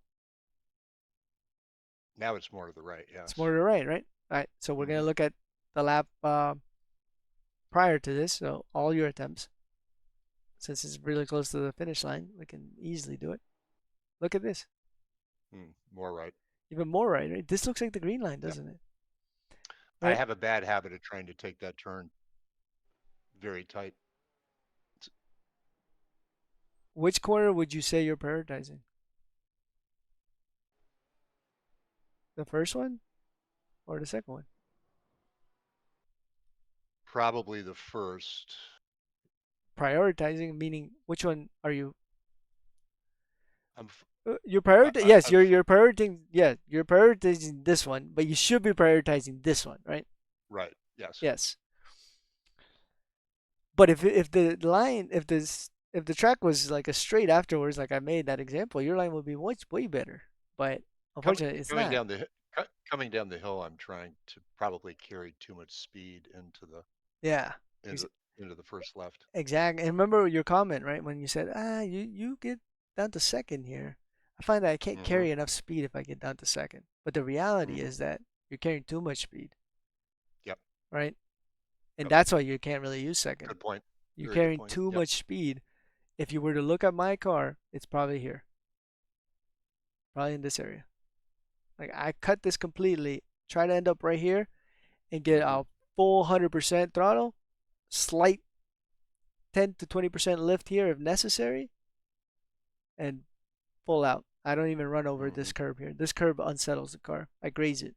I don't Yeah, use you're this. getting a later turn. You're getting a later turn in there because you're carrying less speed. I can't get that earlier turn in Uh, because I'm carrying too well, much not speed. even earlier turning. It's all about car I'm talking placement. about I'm talking Yeah. about the left-hander. Oh, this Yeah. left-hander. Okay. Yeah. Yeah. What do you can you say that one more time? I'm carrying too much speed here, which is forcing me to make an earlier turn in. Okay. If I were carrying less speed, I could get a later turn in. At least that's my Nah, Saturday morning logic. I just think that you just carry too much speed. The turn in doesn't really change that much. But the later I turn in, the better I can stay left. No? Yes and no, but the more you have to even slow down, right, to turn in later. So yes, you could, True. yes, you can, but it's not a necessity because this is a long corner too, right? So this gets more nuanced now, and so the the trail brake impacts a lot of the rotation of the car here to rotate the car more and use the dirt here to be able to place the car on the left hand side. And I'm not talking about completely on the left hand side, but Yep. No, I understand.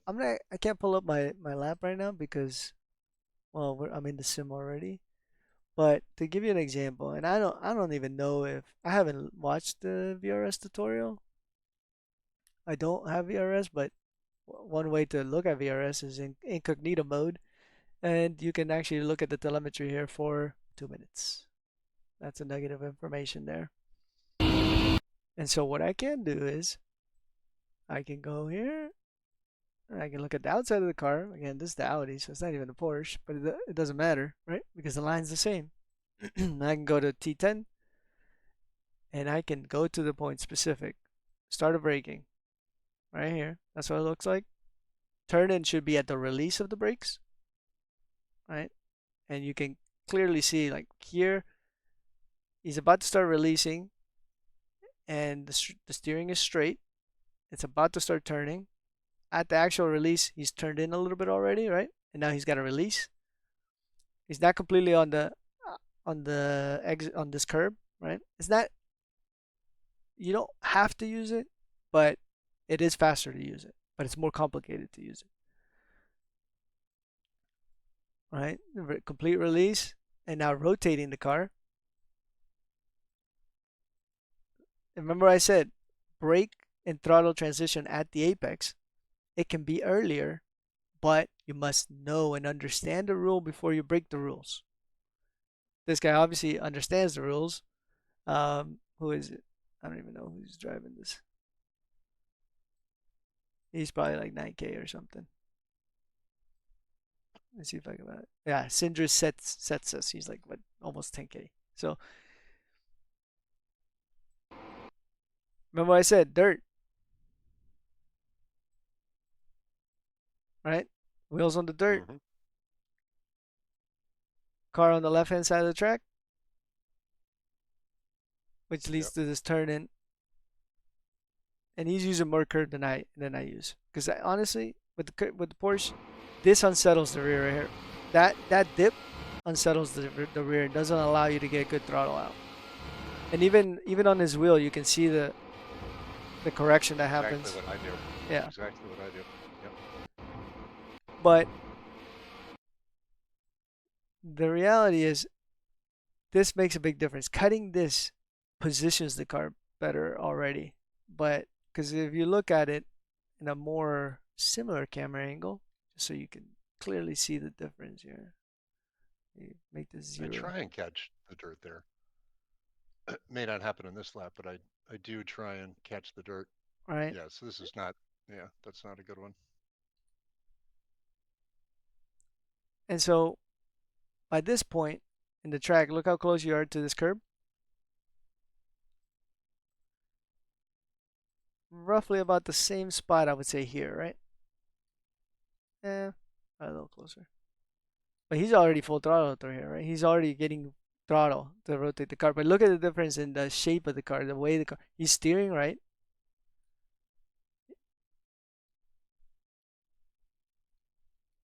You're still steering left to get the car back to the left. You see that? Because you've taken so much speed, so you're trying to open it up now.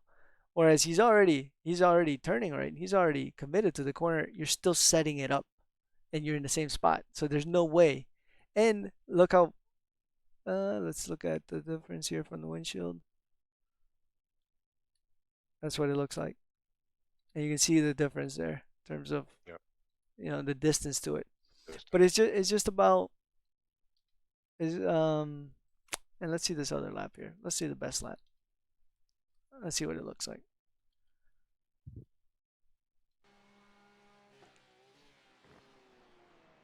Okay, so a little better. Okay, that looks a little bit better. Yeah, but still, you notice how right here, I'm pointed. Yep.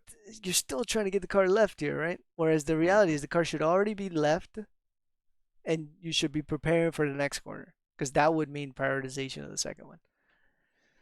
All right. Well, I know that's a lot. It's hard to drive for 2 hours and keep executing. There's fatigue that's involved, So props to you guys for executing. It's not easy. So, any questions before we part ways here?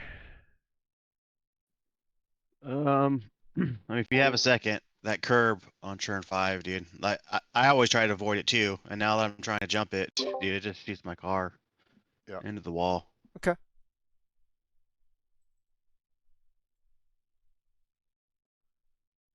Um, let's use since this is pulled up. Maybe we can take a look and see what he does. Okay. So you're talking about the apex curve that I mentioned, right? Yeah. Okay.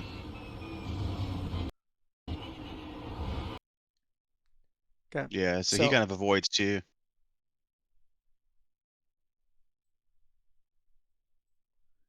Okay, so throttle. This is about the apex, right? And I don't know. I think honestly he's missing it, or maybe his setup doesn't handle it as well. But trust me, like getting this curve is important. It is really important. Um, let's look at the guy in the Porsche. Just to, or maybe we can pull up my lap, see what I did. I think I pretty much I straddle it. Oh shoot, I don't want to. I Yeah, don't want Joe, to. you definitely take the curb there. I can pull it up in mine. Hold on. Yeah, if you can pull it up, that way we can see it. Maybe I need to start getting. I need to maybe set a lap at the beginning. That way we have a comparison. Can you check mine? Start up. Well, let's see. Let's see what David's talking about here. Okay.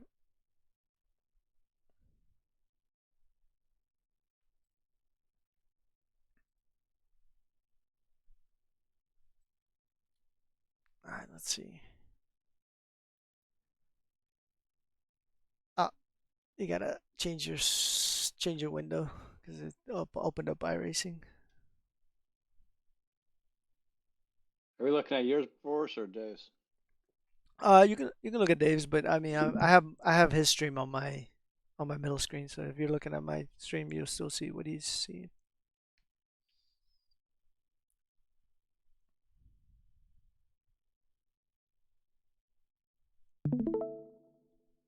Okay. Oh yeah, I can already tell you're jumping a lot of the curb.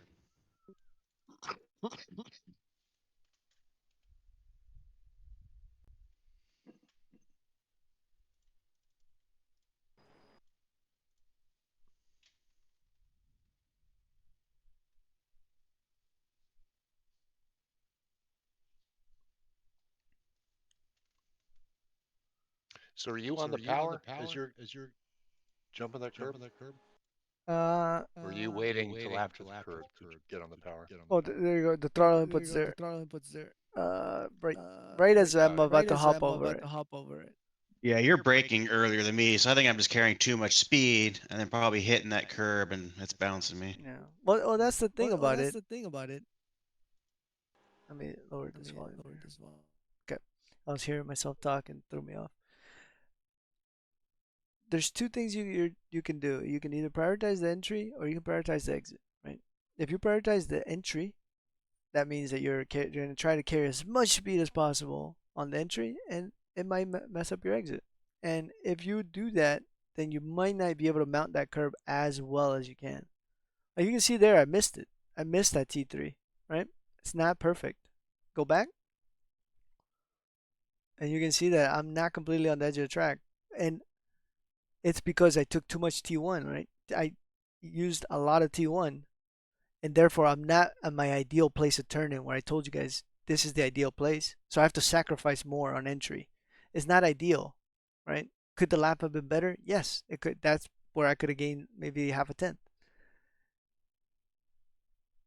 So here you gotta work the kite left, left, left, left, left, left, left, left, left, and get on this curb sideways. You can't hop on it like directly because otherwise it bounces the car. So you gotta get on it kind of diagonally sideways. It's trapezoidal shape, similar to the other one, and you want to stay on it as long as possible. Turn in late, trail, trail, trail, and get on the brakes, get on throttle right as you mount it, and take as much of it as possible. It is the Yeah, fastest the line. key is getting on the throttle before you hit it, right? And like I said, not, corners don't only just have one line, right? Depending on your setup, the that can change the corner, what you do with the corner. Some people don't like taking this curb. I can already tell you. I know people that don't like taking this curb. They go around the curb, and I was one of those people. I used to not take that curb. However, I changed my approach to take that curb, and since I've started taking that curb, I'm faster, right? Initially, when you start taking that curb and you're not used to taking that curb, are you going to be faster? No, it's a new line. Yeah. It's going to take time. Just like all the things that you learned today. If you see how much grass I take, much more than what you guys were taking there. and I got a really great exit. Look how tight, I like how close I was to the edge of the track on exit. And I had to look. I employed some of the things I told you, Pete. Go back, right? Because I know I'm all the way to the left on the uphill, all the way to the left, right? Pause, pause, pause. I'm trying to get the car back to the right as much as possible without upsetting the car. I'm gonna lift earlier than normal. I'm actually gonna dab the brake slightly. See that? Lifting, lifting, lifting, lifting. Dab on the brake to get the car turned in, off the brake, and then on the brake at the curb. But it was still not enough sacrifice to actually find the line because you know how hard it is to find the absolute edge of the track there when being on the inside of the uphill. It's very difficult. It's so tight. It's so tight. Yeah. I feel Right? like if you hit the curb here, it bounces you. You got to hit the curb right here, right? Correct. Correct. But you can't really do that line coming from such a narrow Yeah. angle. You see what I Yeah. mean? So Mhm. a compromise is necessary. So this is not the perfect lap. Um, and this is the reason why it's also difficult to watch tutorials and imitate because very few people actually do the perfect line every time, Every right? time. And I don't because I'm not at the skill level there where I can hit it every single time. I make little mistakes here and there, right? I try to minimize mistakes, but the one resource that doesn't rarely makes mistakes is VRS, right? But I mean they do as well, but for the most part, they're gonna give you the right line. But as you can see, there's different lines. T5, you saw the guy; he doesn't take the curb. And the Audi doesn't handle curves as well as the Porsche does. This new Porsche does, right? So that could be a factor too. So it depends on the car. All right, let's see how well I do this. See, diagonally braking and trying to get to the edge of the track. I wasn't able to get completely to the edge of the track. Rotating the car, getting on that dirt. But do you see the rotation that you have to put in to get the car to the left? And took a little more curve than I thought there. See, sometimes I just talk from memory too. I don't even, because when you're driving. You know, you're not thinking about all the things I'm telling you. And Mike made this point last time when we were in the GTP session. He's like, "Are you seriously thinking about all these things when you're driving?" And the obvious answer is no, because if I was, I would be going way slower. Yeah. Yeah, I Once think you, I'm right. on- Right here. once you ingrain the concepts, that is when the speed comes, when it's natural, when you're just doing it and feeling it, and you don't really have to think about it. That's when you know, like, okay, it's ingrained. That's what I do naturally, you know. And obviously, you guys aren't quite there, but you can get there through repetition and practicing the right way, executing the car control exercises. So, whenever you do an exercise that I've prescribed, 20-minute sessions, 20 to 25-minute sessions, 3 to 5 laps, 4 to 5, 3 to 5, 4 to 5, depends on how long the track is, right? And review, review the fastest one for the thing that you're working on as a 2 minute break, and then go back out and do it again. But work on that specific thing. You know, the laps are not going to be faster; they're going to be slower, but you're just priming your muscle memory so that over time it gets better and better and better, and eventually it becomes natural. That's what it comes down to.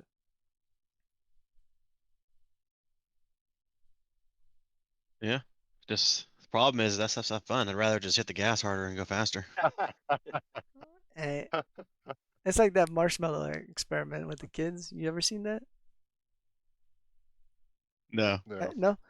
So they said like, I guess they're 4-year-olds in a room, and they give them a marshmallow, and they say, okay, you can either eat the marshmallow, or you can wait 10 minutes, and when I come back, I'm gonna give you a second marshmallow. But if you eat it now, then I'm gonna give you one when I come back, right? And what do you think is the first thing those kids do? Oh yeah, eat the marshmallow. They eat the marshmallow, right? But some of them don't actually. Some of them don't. And obviously, these studies some of them are bogus, and this is probably bogus too. But obviously, they follow some of these kids throughout their life, and they're able to correlate. Correlation does not mean causation, right? But correlate their success in life, and obviously how you measure success, depends on whatever metrics how you want to define it. But they found that the kids that were more patient, that were able to control themselves, right? They tended to have their outcomes correlated, their good outcomes correlated with that action of being able to wait and control themselves. And similar to here, right? If you can just do that 20-minute session and not push for lap time, man, I'm telling you, do 3 of those, and you will be faster on the fourth when you actually go just drive. For me, Yeah. anyway, I think entry speed, controlling my entry speed better is gonna pay off. I'm having a hard time with entry. I'm trying to go in too fast. And So my what? breakthrough was just lifting for every corner. Like the kind of what Boris said, just spend like a week lifting and coasting for every corner. And then you start to see how much faster you can be through the apex by slowing down, by not Yeah, braking so hard. You know what I mean? Yeah. there you go. And then that's when it really clicked, and I was like, oh shit, I just need to figure this out. And then we did, because remember before David joined the team, he actually reached out to me and we did a coaching session, and it was at Harris, right? And that was one of the things I think I pointed out. And I'll have to look back through my conversation with you to see what I pointed out. But I think it was one of those like over aggressiveness on entry. Yep. But Yeah. honestly, like Yeah, if I'm you look at getting anybody's that. driving, 90% of the people are probably driving over aggressively on entry. So Yeah, but I think just lifting 20 feet before, and you're still using the same brake marker, and then you'll just see how going slower, your lap times will start dropping. And Yeah. it's kind of crazy. Okay. you're more in control of the car too. The car Yep. responds better. Remember that traction circle, I right? do find I'm lifting way early a lot, anyways, just to get Boris at the art session with the whole brake throttle pedal transitioning. Correct. Good, good, and it'll pay off in the long run. Trust me. Like let's see my Well, I think it did at Magello this week, to be honest with you, because I was lifting like crazy that whole damn race, and yeah, my pit stop was very fast. nice. And I told you it comes back to you in tire wear, and it comes back to you in fuel. Let's see if I lift. Do I have how bad is my overlap? Let's see. What are you looking for? The, Oh, right the here. just the overlap of brake throttle transition. All right, so just go back. At the entry, I want to see like, okay, do I get off throttle completely then brake, or is there an overlap? So just frame by frame, go frame by frame. There's a frame button. The one to the right of the fast forward button is frame by frame. I never knew that. There you go, that one.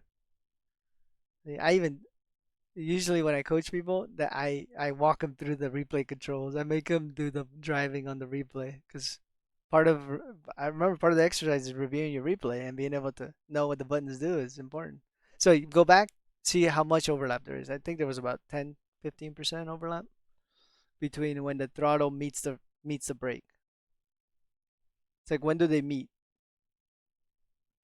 Yes, it's about one frame forward. It's one frame forward right there. So that's when they crisscross, right? And the telemetry, that's where the crisscross would happen, right there. And it's about 15 to 20%, right? So I've worked to get it down that low because before it used to be like 60, 70%. Roughly there is where it would crisscross. So now it's lower. And then with the GTPs, it's even more important to not have overlap. And well, well advanced in that line too, the white line. Yeah, because it's not really. When you lose time through a fast corner, you never gain it back. So it's easier to not lose time. There's a Yeah. philosophy, and I can't take credit for this one. This one I learned from. You guys know Brian Lockwood? Nope. Nope, nope. Okay, so Brian actually coached me for some sessions, and he used to drive Pesk. A younger guy, I think he's in his early 20s, and one of his philosophies is lose less. I don't know if you guys have heard me say that before, but Yeah, I've lose heard you say that. less. Yeah. Okay, Lose less. lose less, meaning there's a different mentality to driving. Your mentality right now is let me get that time, right? When I'm going through T1, let me get that lap time. Let me get that time. But if you change your mentality to let me lose less time through this corner, right? It implies that you know that the optimal, though, right? It implies that there's an optimum and that you're aware of that optimum and how to achieve that optimum. And you guys are, because you've gone through 2 sessions already with me, and you understand like what it takes to have the optimum at entry. Now you understand how to judge your exits, right? Based on that saying I gave you, that little rule of the exits easy, apex is too late. You know how to adjust that exit, adjust that apex. You know that the turn in affects the apex. Obviously, that's just theory, and then there's also now the inputs, being able to do the inputs that lead to those points the most efficient way. So that's threshold braking, correct turn in, correct release of brake, trail brake. So confident throttle application, making sure all your equipment is set up properly. There's all those things too, those play a factor in that. But if you change the mentality to lose less, that's kind of the mentality of let me lift before every corner. That's lose less mentality there. Cool. Okay. All right, I'm gonna end this recording here because it's gonna be like Thank you. I don't know how many gigabytes this thing is gonna be. Yeah, quite large. Yeah, hopefully someone gets the benefit of it. I doubt anybody's gonna sit through 2 hours and a half.